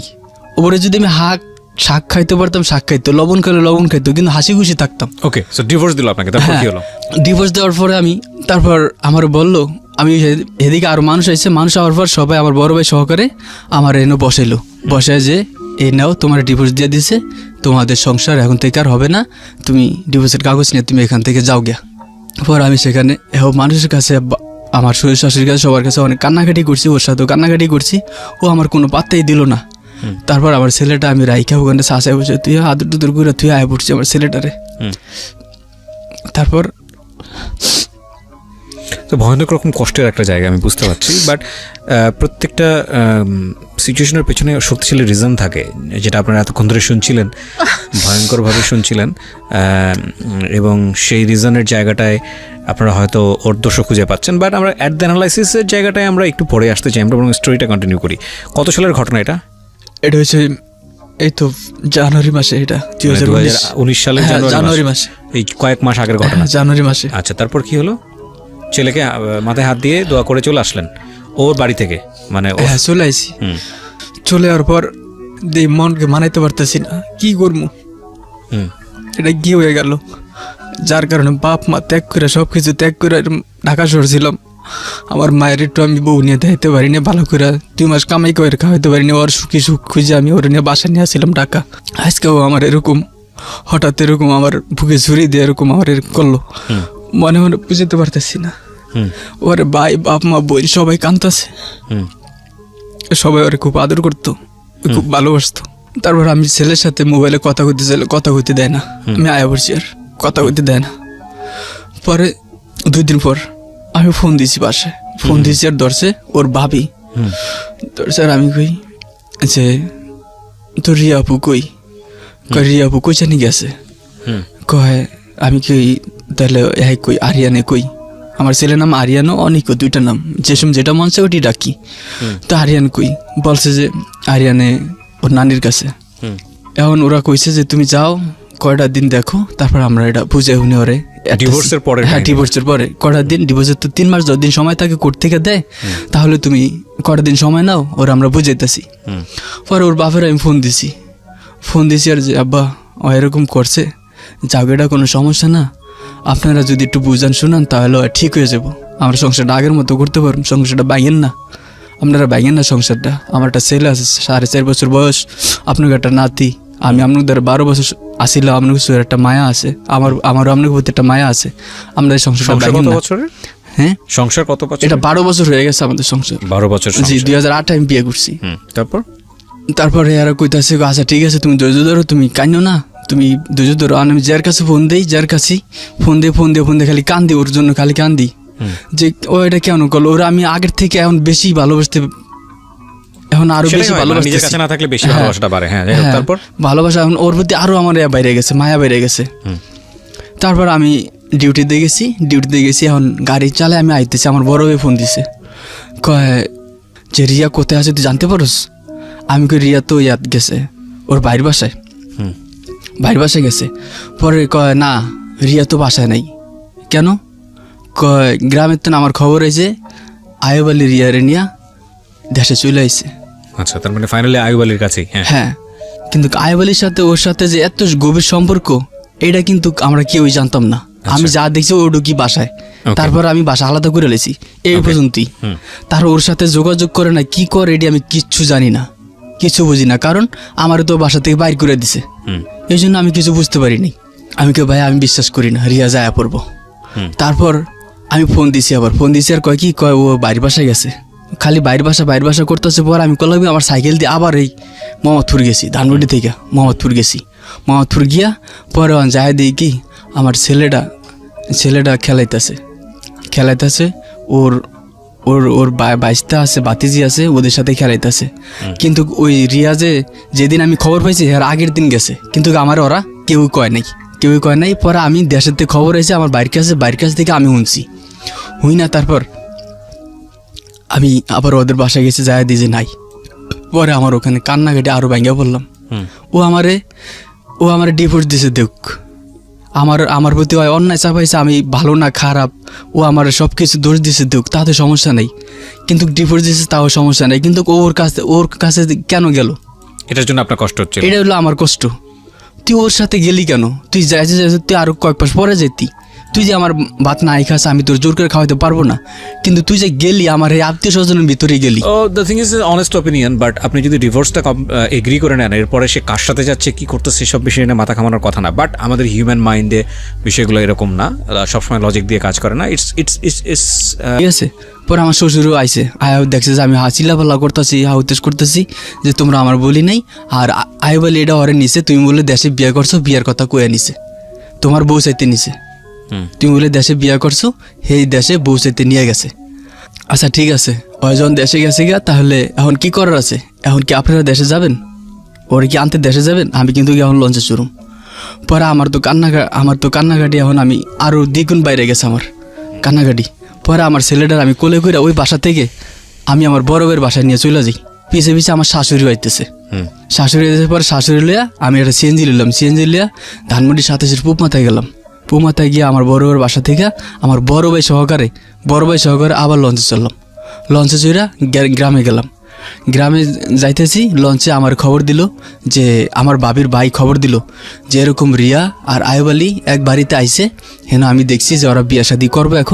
এখন তোরা কি আইতেছিস? আমি হ্যাঁ আমি আইতেছি। এখন কইতাছে যে এখন কি করবি? আমি কেমনে বিয়া ঠেকান? ও কিন্তু এটা মাথা পাগলামি করে এটা করতেছে, ওর মাথা কোন শয়তান ঢুকছে, এখন শয়তান ঢুকে এরকম করতেছে, ও কিন্তু এটা পরে বুঝবে। এখন আপনি বিয়াটা ঠেকান। কয় বিয়াটা ঠেকাম কেমনে? এখন ওই আয়বলি কইতাছে ওরে ছাড়া হয় বাঁচবো না, ওরে ছাড়া হয় বাঁচবো না। কিন্তু ভাইয়া এখানে আয়বলির বয়সে আর আমার ওয়াইফের বয়সে একদম অনেক তফাৎ, মিনিমাম 5-7 বছরের বড় ছোট। তারপর আমি রিয়ার বাগনা আছে গ্রামে, বাগনারে ফোন দিছি আর কইতাছি যে এরকম রিয়া এরকম পলে আবার যে একটা ছেলের সাথে, তাহলে তুমি একটু যা একটু আমি একটা নাম্বার দিই, নাম্বার যোগাযোগ করে ওই বাড়িতে যায় তুমি বিয়াটা ঠেকাও।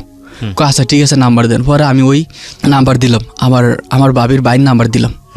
বাবির ভাইয়ের নাম্বার দেওয়ার পর উনি ফোন দিছে কথা বলছে একবার। কথা বলার পর জিজ্ঞেসে যে আপনার নাম্বার কি চামরন কি, এই কথা জিজ্ঞানোর পর উনি করলো কি ফোনটা কাটিয়ে দিয়ে বন্ধ করে দিয়ে বাসায় চলে গেছে। এটা হচ্ছে আমার ভাবির ভাই। ওই যে রিয়ার বাগনার এখন ফোন দিয়ে হেরে পাইতেছে না। কিরে হে খবর দিল, হে সব কিছু করলে এখন হেরে পাইতেছি না। পরে এখন হে করছে ওই যে আমার ভাবির ভাই মোবাইল বন্ধ করে থুয়ে গেছে কেন? উনি ভাবছে যে পুলিশ মামলা কেস টেস হবে, হে জ্বরে পড়বো, সেই জন্য ভয়ে মোবাইল বন্ধ করে থুয়ে বাসায় ঘুমাইতেছে। পরে এভাবে আমি বাসায় গেলাম, বাড়িতে চলে গেলাম। বাড়িতে চলে যাওয়ার পর শুনছি যে ওরা একটা বাড়িতে আছে। পরে আমার বাইরে একটা বাইক লিয়া আমি গেলাম, গিয়া যায় দিই যে এই বাড়িতে নাই। পরে কি করলাম, সবাই কইতাছে যে যেটা গেছি এটার পিছনে আর দৌড়েন না, এটা চিন্তা ভুলে যান। এভাবে কিন্তু আমি আমার শাশুড়ি আর আমার বড় ভাই আমার ছেলে নিয়ে দেশে চলে গেছি। তারপরে গিয়ে আর কি আমরা খোঁজাখুঁজি করলাম, আর আমার ছেলে তো আমার সাথেই আছে এখন। ঠিক আছে, এখন আমার ভাই কইতাছে যেটা গেছে। এখন ভাই এটা নিয়ে তুই মাথা ঘামাইস না, যা গেছে, এখন এটা বাদ দে। এখন আমার শাশুড়ি আমার বাড়িতে, এখন আমার বড় ভাই কইতাছে যে আমার এটা আমার মা ভাই, কেউ কোনো আলগা কথা, কেউ কোনো খারাপ কথা বলবা না, এ আগে যেরম ছিল এখন এরম আর থাকবো, তোমরা এটা কিন্তু করবা না। এখন এর মধ্যে শুনতাছি যে ওই যে আয়ুব আলী আমাদের বাসায় যে যখন থাকতো, তখন ওর বাপ মা নাকি ওর কাছ থেকে 3 লাখ টাকা নিছে, 3 ভরি স্বর্ণ নিছে। আচ্ছা, এখন ওরে বলে কি নষ্ট করছে, ফকির আলী তান্ত্রিক মন্ত্র দিয়ে এটি নষ্ট করে ওর মন বলে এই টাকা পয়সা স্বর্ণ অলঙ্কার নিচ্ছে। এটি আর কি পরে আমরা শুনতেছি। তো শ্বশুর শাশুড়ি ওর কাছ থেকে করে তারপর ও টাকা পয়সা নিয়ে স্টেটমেন্টটা নিয়ে তারপর সব কিছু হাতে উঠিয়া এখন আর কি আয়বলির লগে আয় পড়ছে। এই স্বর্ণ অলঙ্কার এটি লয়েটে এখন আয়বলি আয় পড়ছে। তারপর আওয়ার আগে আমার ওয়াইফ ফোন দিছে আয়বলিরে যে তুমি যদি আজকা আইতে পারো আমার নিতে পারো নিবা, আর না হইলে আমি আইজা মারবের সাথে আমি যা ঘর সংসার করবো, ওরা যে ডিভোর্স দিছি এই ডিভোর্স আমি ক্যান্সেল করে ফেলাম। এই কথা করার পর আয় বলি ওরায়া নিয়ে দেশে চলে গেছে। এটা আর কি আমরা পরে শুনলাম আর কি। ঠিক আছে, এখন আমিও দেশে, আমার শ্বশুর শাশুড়ির দেশে আর বিভিন্ন জায়গায় খোঁজাখুঁজি করছি, কিন্তু পাইতেছি না। তারপরে একদিন শুনলাম যে ও নাকি ওরে বিয়ে করতেছে। আচ্ছা, ওই দিন রাইতার বিয়ে শাদী হয় নাই, হের কয়েকদিন পরে শুনছে যে ওরা বিয়ে শাদী করছে। 2-3 দিন পর বিয়ে শাদী করছে। চলে যাওয়ার পর বিয়ে শাদী করার পর তারপর আমি আবার করলাম কি, আমি আর কোনো খোঁজ খবর ফোন টোন দিই না। এখন আমি ঢাকা আমার ছেলে আর আমার ওই শাশুড়ি নিয়ে গেছি না, শাশুড়ি নিয়ে আমি আবার ঢাকা আয়া পড়ছি। আয়া আমার বাড়ির কাছে আমার ছেলের হলে আমি থাকতেছি, আমার শাশুড়িও আমার সাথে আইছে। আর পর এখন সবাই ফোন করে কইতাছে যে এটা নিয়ে আশা করিস না, এটা নিয়ে ইয়া করিস না, যা হয়েছে তা ভুলিয়া যা, এটা নিয়ে আর কোনো বাড়াবাড়ি করার দরকার নাই, ওর কামাই গেছি গিয়া যাওক। তারপর আয়া 2-3 দিন পর আমি ঢাকা 2-3 দিন পর শুনি যে রিয়া ওই ওর হলে বিয়া করে ঢাকা যে আইছে, আওয়ার পর একদিন পর আবার ওর বাপের বাড়ি ওই আয়া পড়ছে ওই অরে থুয়েই। ওই রিয়ারে ফোন দিছে ওর আম্মা যে তুই আমার নাতিরে, তুই জেনি থাওস বা না থাওস, তুই আমার নাতিটারে আমার আইনা দিয়া যা, আমার নাতি ওর বাপের কাছে আছে, নাতিটার আইনা দিয়া যা। ওই কইছে যে আইন লাগে আদালত লাগে, আমি তোমার নাতি তোমার আইনা দিয়া তারপর আবার আমি আয়া পড়ু। আপনার ওয়াইফ বলেছে এটা আমার ওয়াইফ বলছে। বইলা তারপর ওর কাছ থেকে ওর কইছে যে আমি আমার ছেলের আইনা তারপর আমি তোমার কাছে আইতেছি। ওই আবার করছে কি গাড়িতে ওরে উঠিয়ে দিছে ওই আয়া বাসায় মোবাইলটা বন্ধ করে লিছে। তারপর ওর সিম টিম সব খুলে ফেলাইছে। এখন আয়া বলে হয় অজ্ঞান। এখন আয়া কইতাছে যে আমার স্বামী কই, আমার সন্তান কই, আমার সুখের সংসার কই, আমি এটা কি করলাম, আমি কেয়ার পাল্লাই করে কি করলাম, এটা কি করলাম আমার এটা কি হয়ে গেল। এখন হাই উতাস করতেছে। এখন খালি আমি ওর জন্য যে কান্দা কাঁদছি, এখন দ্বিগুণ কান্দা ও আমার জন্য কান্দতেছে। তারপর এখন আমার ফোন দিছে আমার শাশুড়ি, রিয়ার মায়া পড়ছে, তাহলে তুমি কি করবা করুন। আমি কি করুম, ও তো ওর বিয়ে শাদি করে লাইছে, এখন ও আয়া পড়ছে, এখন আপনারা যা মানে তা করেন। কয় এখন রিয়া তো পুরো পাগলের মতো হয়ে গেছে, পাগল হয়ে গেলে আমার এনে কিছু করার নাই, এনে আমার বাপ মা আছে, সব কিছু আছে, ইয়া করে কানা করে আমি কোনো যাইতে পারবো না। আপনার যদি ইচ্ছা হয় তাহলে আপনার আয়েন। আর ওর যে বিয়ে করছে, ওরে কি করছে না করছে এটা জানেন? কয় জানি না, ও দরকার ওরা ডিভোর্স দিয়ে দেবে, এখন তোমার সাথে সংসার করলে পাগল হয়ে গেছে। আমি কি এটা সম্ভব না, এটা কেমনে সম্ভব? বিয়ে ডিভোর্সের পরে 3 মাস 10 দিন সময় থাকে, এটা না যে ও আমার 3 দিন মাথায় বিয়ে করলে এখন এটা আবার ডিভোর্স দেবো, আবার আমার বিয়ে করবে, এটা কি হয় নাকি? কে বলছে যে আপনার জন্য পাগল হয়ে গেছে? এটা ওর বাপ মা কইতাছে। আচ্ছা, ওর বাপ মা ওর ভাইবো আমার ফোন দিয়ে কইতাছেন। কয়দিন পরের ঘটনা এটা? কয়দিন, ও তো কয়দিন পর, ও বিয়ে করছে 3 দিন পর, তারপর 3 দিন পর আর কি রিয়া আইসে, রিয়ার মা আইসে, রিয়ার বাপ আইসে, আয় আর কি আমার ভাইয়ের সাথে কথাবার্তা বলছে যে আমার আর ভুল করে লেছি, সবাই মিলে কথাবার্তা বলছে যে আমরা ভুল করে লেছি, আমাকে অন্য হয়ে গেছে, আমার মেয়েরই দোষ, ঠিক আছে। তখন কোথায় আপনার কাছে? তখন আমার কাছে বাচ্চা, আমার কাছে আমারই দোষ, আমি ভুল করে লেছি ভাই, আমার মাফ করে দেয়। এটা কে বলতেছে? পায়ে ধরতেছে আমার ওয়াইফ, আমার বড় বের পায়ে ধরতেছে যে ভাই আমার মাফ করে দেন, আমার অন্য আছে, আমার ভুলে আছে। বেশ কটা পয়েন্ট খেয়াল করবেন। হ্যাঁ, বাচ্চাটা তখন ইনার কাছে, সো আমরা নিশ্চিত না যে আসলে ভদ্রমহিলা ওনাকে লাভ করে ফিরে আসছে নাকি বাচ্চার কারণে এরকম করতেছে, এগুলো পয়েন্টগুলো খেয়াল রাখেন। তারপর এখন কইতাছে যে আমি ভুল করে লেছি, অন্যায় করে লেছি, ভাই আমার মাফ করে দেন। এখন আমার বড় হয়ে কইতাছে তুমি যে অন্যায় করছো, এই অন্যায়, এই ভুলের কোনো মাপ নেই। তুমি যদি আমার এখানে ঝাড়ু দিয়ে জোতা দিয়ে ভিডিও অন্যায় মাপ চাইতা, আমি তোমার হাসি খুশিভাবে মাফ করে দিতাম। কিন্তু তোমার জন্য আমার ভাইটা কত কাঁদছে, তোমার জন্য কাঁদছে আমার ভাই, এই লগে আমার চোখের পানি পড়ছে, আমার বোনের চোখের পানি পড়ছে, আমার বোনের চোখের পানি পড়ছে, সবার চোখের পানি পড়ছে আমার বাইরের কান্না দেখা। তুমি আমার বাইরে কোনো পাত্তাই দাও নেই। আজকে তুমি আইতেছো স্বামীর সংসার করবা, ছেলের নিয়ে যাইবা, এটি সংসার করতেছো, এটা কি তোমার অভিনয় না সত্য কথা? কয় আমার এটা সত্য কথা, আমি এটা মন থেকে কইতেছি। কয় তাহলে তুমি ওরে বিয়ে করছো, এটি কি করবা? কয় আমি ডিভোর্স দিয়ে দেবো, ডিভোর্স দিয়ে আমি আপনার বাইরে বিয়ে করব। কারণটা কি বলতেছিল যে 3 দিন মাত্র 4 দিন মাত্র এখানে থাকার পরে আবার সে ফিরে আসতে যাচ্ছে, এর কারণটা বলেছিল? এটা কারণটা বলেছিল ওরে নষ্ট করছে, যে আমি কি করছি এটাও বলেছে তাবিজ কবজ করে এরকম নষ্ট করেছে। হ্যাঁ, তাহলে তুমি এখন যাও গিয়ে, আমরা এটা পরে দেখতেছি, আমার বড় ভাই বললো। পরে ওরা চলে গেছে, চলে যাওয়ার পর আমার ছেলে কিন্তু আর আমি দেইনি অগরে, আমি আমার ছেলে দিইনি, আমার ছেলে আমার কাছে রাখিয়ে দিছি। দেওয়ার পর আমি ডিউটিতে গেছি, ডিউটি যাওয়ার পর 12টার সময় আমার ফোন দিয়ে আমার বড় ভাই কইতাছে যে আরিয়ানরে দেখতেছি না। কেন? আরিয়ান গেটের সামনে আসছিল, এই ফাঁকে ওরা দেখতেছি না, ওরা মনে নিয়ে গেছে ওরা চুরি করে। পরে আমি করলাম কি, সেখান থেকে আমার আবার গাড়ি ছিল, গাড়ি দিয়ে আমি আবার এই মোহাম্মদপুর চলে গেছি, আমার শ্বশুর বাড়ি চলে গেছি। চলে যায় দিয়ে যে আমার ছেলে ও কাছে, ওরা চুরি করে যায়, নিয়ে এসে সিএনজি দিয়া, কাউরে কোনো কথা বলে নেই। আমার ছেলে গেটের সামনে যাক, ওই চারিদিকে চাইতেছে, দেখছে যে ওর আম্মু আর ওর নানা আইসে, পরে ডাক দিছে চলে আইসে ওরা। পরে আমি যা কইলাম যে আপনারা যে চুরি ওর এরকম করে নিয়ে আইসেন, আপনারা এটা ঠিক করছেন? পরে কয়টা ঠিক করছি, ভালো ঠিক করছি। এটা ওর বাপে কইতাছে, ওর বাপে আমার কইতাছে তুই তো হচ্ছে একটা গাদ্দার, আমার কইতাছে তুই আমার করে হেন নিয়ে মানুষের দিয়ে অপমানি করাইতাছস। আচ্ছা আমি অপমানি করালাম কি আপনি করে? আপনার মেয়ে অন্যায় করছে, এখন 2-4-5 জনের তো এটা ভুল করছে, এটা তো কথা কইবি, এটা তো আমি ওনাদের শিখিয়ে দিই। এখন আমি গাদ্দারি করলাম কি? তারপর এখন কি করবো এখন এদিকে ঘর বুঝে টুজে আমি আয়া পড়ছি। এখন কইতাছে যে সোনি তোমার এরকম এখন ঘর সংসার করবো, তাহলে তুমি এখন বিয়ে শাদি করো, আমার বলতেছে। এখন আমার সবাই কইতাছে, বাপ মা সবাই কইতাছে যে তোর ছেলের মুখটার দিকে ছায়া, এখন তুই কি করবি কর। এখন আমার 4.5 বছর ছিল, ওই বিয়া করছে স্বামী হইব, আমিও বিয়া করলে বউ পাবো, কিন্তু আমার ছেলেটার কি অবস্থা হবে। এখন ছেলের মুখ দিক দিয়ে তাকে এখন আমার এই বউ মাইনে নিতে হবে, কিছু করার নেই। এখন সবাই আমার এরকম একটা কথা কইতাছে যে এটা এখন কি করবি তোর প্রতি সব। পরে আমি ভাবলাম যে আমার ছেলেটা তো আমি খুব ভালোবাসি, আমার ছেলেটা এতিম হয়ে যাক, আমি এটা চাই না। আমার ছেলেটা আবার আরেকটা মানুষের সাথে ইয়া করবো এসব দেখবো, ঠিক আছে। এখন এটা চিন্তা ভাবনা করলাম, করার পর আমি তারে আবার নতুন করে আমি আবার নিতে চাচ্ছি আর কি। নিতে চাচ্ছি বলতে এখন কইতাছে যে তুমি ওর বিয়ে করা লাগবে, বিয়ে করতে হবে, হ্যাঁ নতুন করে বিয়ে করতে হবে। তারপর আমি ওরে আবার নতুন করে বিয়ে করলাম আবার, হ্যাঁ নতুন করে বিয়ে করছি। রিয়াকে বিয়ে করার পরে কি হলো? রিয়াকে নিয়ে আসলেন আপনি আপনার বাড়িতে? হ্যাঁ, রিয়াকে বিয়ে করার পর এখন রিয়া ওদের বাড়িতেই আছে, আসে নাই আপনার কাছে? এখনো আমার কাছে আসেনি, আমি এখনো যাইনি। আর আমি যে বিয়ে করছি এটা আমি এখনো আমার বাপ মা কাউরে জানাইনি। এটা আমি কেন জানাননি? জানাই নাই, হেয়ারা একটু এখানে দেখতেছে, খুব স্বাভাবিক, আপনাকে তারা সাপোর্ট দিত না, সেই কারণে আপনি বিয়েটা করেন। হ্যাঁ, আমার সাপোর্ট দিতে পারবো না, যে তুই বারবার ভুল করস কেন, তুই জানোস না শুনোস না। এরপর ওই ছেলেটা বলে 3 লাখ টাকা দিছে তোর শ্বশুরের শাশুড়িরে, স্বর্ণ অলংকার দিছে, এটির যদি এফেক্ট পড়ে তোর উপর তাহলে তুই কি করবি, এটা আর কি আমার বলতেছে। ঠিক আছে, এই কারণে তারা আপনার ফ্যামিলি সাপোর্ট করতে না, বিষয়টা আপনি গোপন রেখেছেন। হ্যাঁ, এটা আমি গোপন রাখছি। এখন রিয়া কি চাই? এখন রিয়া আছে সংসার করতে আগের মতো। তো ঠিক আছে, রিয়াকে আপনি নিয়ে আসেন আপনার কাছে, সমস্যা কোথায়? এখন ভাইয়া সংসার তো আমার ছেলেটার দিক থেকে আমি চাইতেছি, হ্যাঁ আমার ছেলের ভবিষ্যতের দিকে তাকে আমি চাইতেছি। হ্যাঁ, তো চাচ্ছেন তো, 4 বছর বয়স আমার ছেলেটা, সমস্যা কোথায়?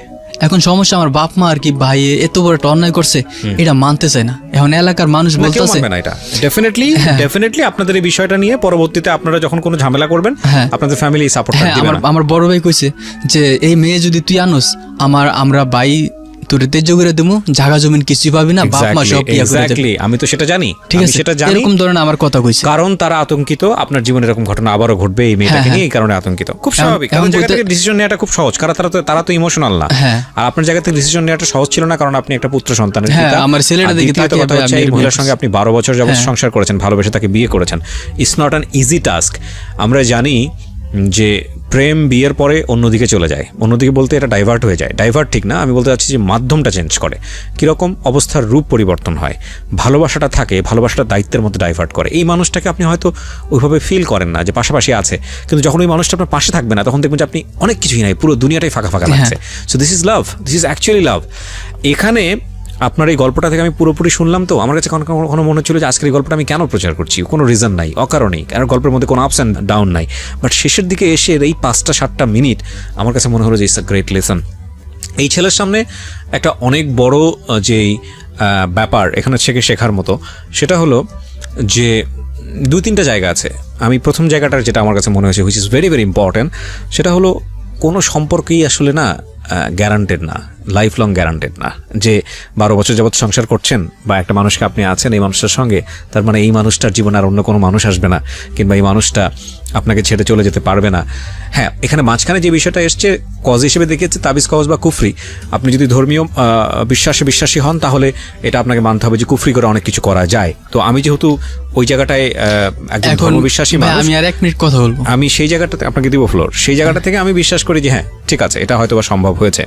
কিন্তু আগের বিষয়গুলো আপনি কি বলবেন, যেটা আপনি ওনার হাজব্যান্ড যেটা বলছিল আমাদেরকে, যে মারুফ, যে উনি নিজের চোখে দেখেছেন, যে কারণে বাসা চেঞ্জ করে ফেললেন, আলিনা কার কি যেন নাম ওনার, আয়ুবের সঙ্গে এরকম ব্যাপার, তো যে কারণে বাসায় চেঞ্জ করে ফেললেন, তারপরে আবার বিয়ে করে ঠিক ওদিকেই চলে গেল। তো আমি যেটা মনে করি সবচেয়ে বড় ভুল সিদ্ধান্ত ছিল যে আমি যেহেতু বাসার মধ্যে থাকি না, সুতরাং এখানে একটা প্রাপ্তবয়স্ক ছেলেকে আমি বাসায় কেন আমার ওয়াইফের বাসা থাকতে দিব। এটা ছিল হাজব্যান্ডের জায়গা থেকে একটা বড় ভুল। নাম্বার 2 যেটা, সেটা হচ্ছে আরেকটা বড় ভুল, স্ত্রী থাকা অবস্থায় সে অন্য একটা মেয়ের প্রতি ফল ইন হয়েছে, মাইমুনা, এবং সে সম্পর্ক থেকে সে বের হয়ে এসেছে, কিন্তু এটা মনে করার কোনো কারণ নাই যে স্ত্রী সেটাতে কষ্ট পায়নি। সুতরাং ভুলের জায়গায় যদি বলেন তাহলে ভুলের জায়গাটা 2টো জায়গায় খুব মারাত্মক রকমের ভুল করেছে মারুফ। কিন্তু আপনার ফ্যামিলি কি এই 2টো বিষয় জানে, যে 2টো বিষয়ের কথা আমি বললাম, যে আপনার যে ভুলের বিষয়টা, এটা কি জানে? আমার ভুলের বিষয়টা যে আমি ওর বাসায় রাখছি, এটা কিন্তু জানে, সবাই আমার কইতাছে। এটা জানে? হ্যাঁ। তার আগে মাইমুনের সাথে যে সম্পর্ক এটা জানে? না, এটা জানে জানে না। এটা জানে না। তাহলে জানলে আমার মনে হয় যে ওরা আপনার ওয়াইফের প্রতি যে পরিমাণ খড়গহস্ত হয়েছে, যেই পরিমাণ আপনাকে নিয়ে ওরা সিদ্ধান্ত নিয়ে ফেলেছে আপনার ওয়াইফ নিয়ে, আমার মনে হয় না যে আপনার পিছে তারা যদি লজিক্যালি মানুষ হতো তাহলে এতটা সিদ্ধান্ত মানে টাফ সিদ্ধান্ত নিত। কজ আপনার ভাই আপনার কান্নাটাকে দেখেছে, কিন্তু সেই সময় আপনার ওয়াইফের কান্নাটা তো আপনার ভাই দেখেনি, না। তাই না? তো নিউট্রাল জায়গা থেকে সিদ্ধান্ত নেওয়াটা খুব জরুরি। আমাদের একটা ভয়ানক রকমের ভুল হয়ে যায় যে স্বামী স্ত্রীর ঝগড়ার সময় বা হাজব্যান্ড ওয়াইফের যেই ক্ল্যাশগুলো, সেই সময়ে তাদের নিকটাত্মীয়রা কোনো একটা পক্ষ নিয়ে নেয়। এটা হচ্ছে সবচেয়ে বড় ভুল। আজকে যারা শুনছেন তাদের প্রতি আমার বিনীত রিকোয়েস্ট থাকবে, আপনাদের ঘরের যদি মেয়ে হয় কিংবা আপনাদের ঘরের যদি ছেলে হয়, ধরেন আপনারা অন্য একটা পরিবার থেকে বিয়ে করে একটা মেয়ে নিয়ে আসছেন ঘরে, কিংবা আপনার ছেলেকে অন্য ঘরে বিয়ে দিয়েছেন, আমি যেটাই বলি না কেন, ভাইস ভার্সা, এদের মধ্যে কোনো সমস্যা হলে, হাজব্যান্ড ওয়াইফের মধ্যে কোনো সমস্যা হলে ভুলেও একদম এক্সট্রিম পর্যায়ে না যাওয়া পর্যন্ত, ইভেন আপনারা যখন দেখলেন যে এক্সট্রিম, কখন বুঝতে পারবেন লংজিটিভিটি, লাইক কোনো একটা ডিসিশন নিয়ে ওদের মধ্যে প্রবলেম হচ্ছে এবং এই প্রবলেমটা 1 দিন 2 দিনের প্রবলেম না, এটা সমস্যার সমাধান হয় না, এই প্রবলেম নিয়ে তারা 2, 4, 6 মাস প্রায় বছরের কাছাকাছি চলে গেছে, দুজনের মুখ দেখে না এবং এটা খুব ভয়ানক আকারে ধারণ করেছে এবং এটা সমাধান হচ্ছে না, তার আগ পর্যন্ত কখনোই ভুল করেই আমার মনে হয় না এই দুইজনের কোনো একজনের পক্ষ আপনারা নেবেন। সবচেয়ে বড় ভুলটা সেখানেই হয় যখন দেখা যায় ছেলেপক্ষের লোকজন এই হাজব্যান্ড আর ওয়াইফের মধ্যে ক্ল্যাশ নিয়ে প্রথমে পক্ষ নিয়ে নিয়েছে, মেয়ে পক্ষের লোকজন একটু পরে দেখা গেল যে ছেলের দেখা দেখি সে ছেলের পক্ষ নিয়েছে, বা মেয়েটা আগে পক্ষ নিয়েছে পরে ছেলেটা, এবং হয় কি দুটো পরিবার মুখোমুখি হয়ে যায়। অ্যান্ড ম্যাক্সিমাম ক্ষেত্রে যে জিনিসটা হয় যে এই হাজব্যান্ড ওয়াইফের মধ্যে বন্ডেজটা আগের জায়গায় ফিরে আসে, কিন্তু এই দুইটা ফ্যামিলির মধ্যে যে দূরত্বটা তৈরি হয়, এই দূরত্বটা আর কখনোই ঘোচে না। এটার কারণে এই পরিবারটা মানে এই হাজব্যান্ড ওয়াইফ এরা কিন্তু ভয়ঙ্কর রকমের কষ্ট পায়, দুইটা জায়গা থেকেই ভয়ঙ্কর রকমের কষ্ট পায়। এবং আমার মনে হয় এখানে সবচেয়ে ম্যাচিউর একটা হওয়া উচিত, বিশেষ করে যারা অভিজ্ঞ আছেন, যারা বয়োজ্যেষ্ঠ আছেন, তাদের এই জিনিসগুলোকে এসকেপ করা উচিত। ঠিক আছে, তোমাদের প্রবলেম তোমরা মিটিগেট করার চেষ্টা করো, বাকি তো আমাদের জায়গায় পরে আসো, আমরা অভিভাবক যারা আছি আমাদের জায়গাটা পরে আসো। তোমরা যদি একেবারেই সিদ্ধান্ত নিয়ে থাকো যে ফাইন তোমরা একসাথে থাকবা না, এটা একদম এক্সট্রিম লেভেলের সিদ্ধান্ত। তো ওই সিদ্ধান্তের জন্য আমাদের জানি রাষ্ট্রীয়ভাবে একটা নিয়ম নীতি আছে, ধর্মীয়ভাবেও একটা নিয়ম নীতি আছে, ফাইন। ওই সিদ্ধান্ত ফেস করার সময় ঠিক আছে আমরা দুটো ফ্যামিলি বসে মিউচুয়ালি একটা ডিসিশন নিব। কিন্তু আনফর্চুনেটলি ফর্চুনেটলি যাই বলি না কেন, আমরা আসলে এতটাই বেশি কলহপ্রিয় জাতি, ক্যাচাল ঝগড়াঝাটি এত বেশি পছন্দ করি, দুনিয়ার সমস্ত জিনিস সাইড করে দিতে পারি, কোনো জায়গায় ঝগড়া হলে সেটা দাঁড়ায় দেখা থেকে শুরু করে ওই জায়গায় নিজেকে ইনভলভ করা থেকে শুরু করে, এত কলহপ্রিয় জাতি আমরা। এবং দেখবেন যে এদের মধ্যে যখন ঝামেলাটা তৈরি হচ্ছে তখন পরিবার সেখানে ইনভলভ হয়ে যায়। সবচেয়ে বড় সর্বনাশটা কিন্তু সেটাই হয়। এর ক্ষেত্রে যে জিনিসটা হয়েছে সেম, এটা হলো একটা নাম্বার। আরেকটা বিষয় যেটা আমি বলি, যে হাজব্যান্ড ওয়াইফের ক্ষেত্রে বড় ভুলটা হচ্ছিল এই মারুফের নিজের। এখন ওনার ওয়াইফ ফিরে আসতে চেয়েছে, ফাইন, আলহামদুলিল্লাহ, যেটা ঘটেছে ওয়াইফকে ফিরে পেয়েছে, সংসার করুক। এখন সেই জায়গাটায় এর সবচেয়ে বড় কনফিউশনের জায়গা যেটা হচ্ছে যে ও আসলে ওয়াইফকে নিয়ে সংসার করবে কি করবে না, কারণ ও নিজের যেই শক্ত ভিত্তির জায়গাটা, সেই শক্ত ভিত্তির জায়গাটা অনেকখানি নরম হয়ে গেছে। সেটা হলো ওর ফ্যামিলি ব্যাকআপটা ওকে দিবে না, ওকে শেল্টার দিবে না, ওকে এটা দিবে না, ওটা দিবে না, এবং সেই জায়গায় ও কী করবে। দিন শেষে আমার মনে হয় যে এই জায়গাটায় আপনার সিদ্ধান্ত নেওয়াটাই জরুরি, কারণ আপনি আপনার স্ত্রীকে এখনো অনেক লাভ করেন, ডেফিনেটলি করেন, আপনি করেন না করেন না, আপনাকে আমি ওর লাভ করি, অনেক ভালোবাসি। লাভ না করলে 12টা বছর একটা মানুষের সঙ্গে থাকা যায় না, সেটাই। আর আপনার সন্তানের জন্য আমার মনে হয় এই ভুলগুলোকে জীবন চলার পথে একটা ভুল মনে করেই আপনাদের দুজনের সামনে দিকে এগিয়ে যাওয়া উচিত। লাইফ লং চেষ্টা করেন, আপনার ফ্যামিলিকেও বোঝাতে দুজন মিলে যান, গিয়ে বলেন যে আপনারা এটা আপনাদের দুজনেরই একটা ভুল ছিল, তোমরা কেউই আমাকে ছেড়ে দিও না, তোমরা দুজনেই আমাদের কাছে প্রিয়। আপনার বড় ভাইকে ধরেন, হাত পা ধরে মাফ চান, বলেন যে আমি একটা ভুল করছি, সেও একটা ভুল করছে, বাট আমাদের সন্তানের জন্য তোমরা আমাদের দুজনকেই মেনে নাও। এখন আমার বড় ভাই কইতাছে তুই সংসার করবি, ঠিক আছে, তোর শ্বশুর শাশুড়ি যে ওর কাছ থেকে 3 লাখ টাকা নিছে, 3 ভরি স্বর্ণ নিছে, তাহলে এটা কি করব? কিসের 3 লাখ টাকা নিয়েছে? এই যে আমার ওয়াইফ যে ওর সাথে চলে গেছে। হ্যাঁ, আমার ওয়াইফ কার কাছ থেকে 3 লাখ টাকা নিয়েছে? আমার ওই যে আইবলির কাছ থেকে। কিসের জন্য 3 লাখ টাকা নিয়েছে? টাকাটা নিয়েছে আমার শ্বশুর একটু অনেক গরিব, একবার নর্মাল। এটার কি কোনো প্রমাণ আছে? এটার প্রমাণ এখন ওই আইবলি কইতাছে আমার তো স্টাম্প দিয়া তারপর টাকা নিছে, টাকা টুকা নিয়া স্টাম্প আমার কাছ থেকে সব নিয়ে গেছে। সেটা তো আপনার ডিল না, সেটা আপনার শ্বশুরের ডিল, এটা তো আপনি চাপ নিচ্ছেন কেন? এখন আমার বড় ভাই কইতাছে যে এই টাকার এফেক্টটা যদি আমার উপর পড়ে, আমাদের উপরে। অযৌক্তিক চিন্তা করার তো কোনো দরকার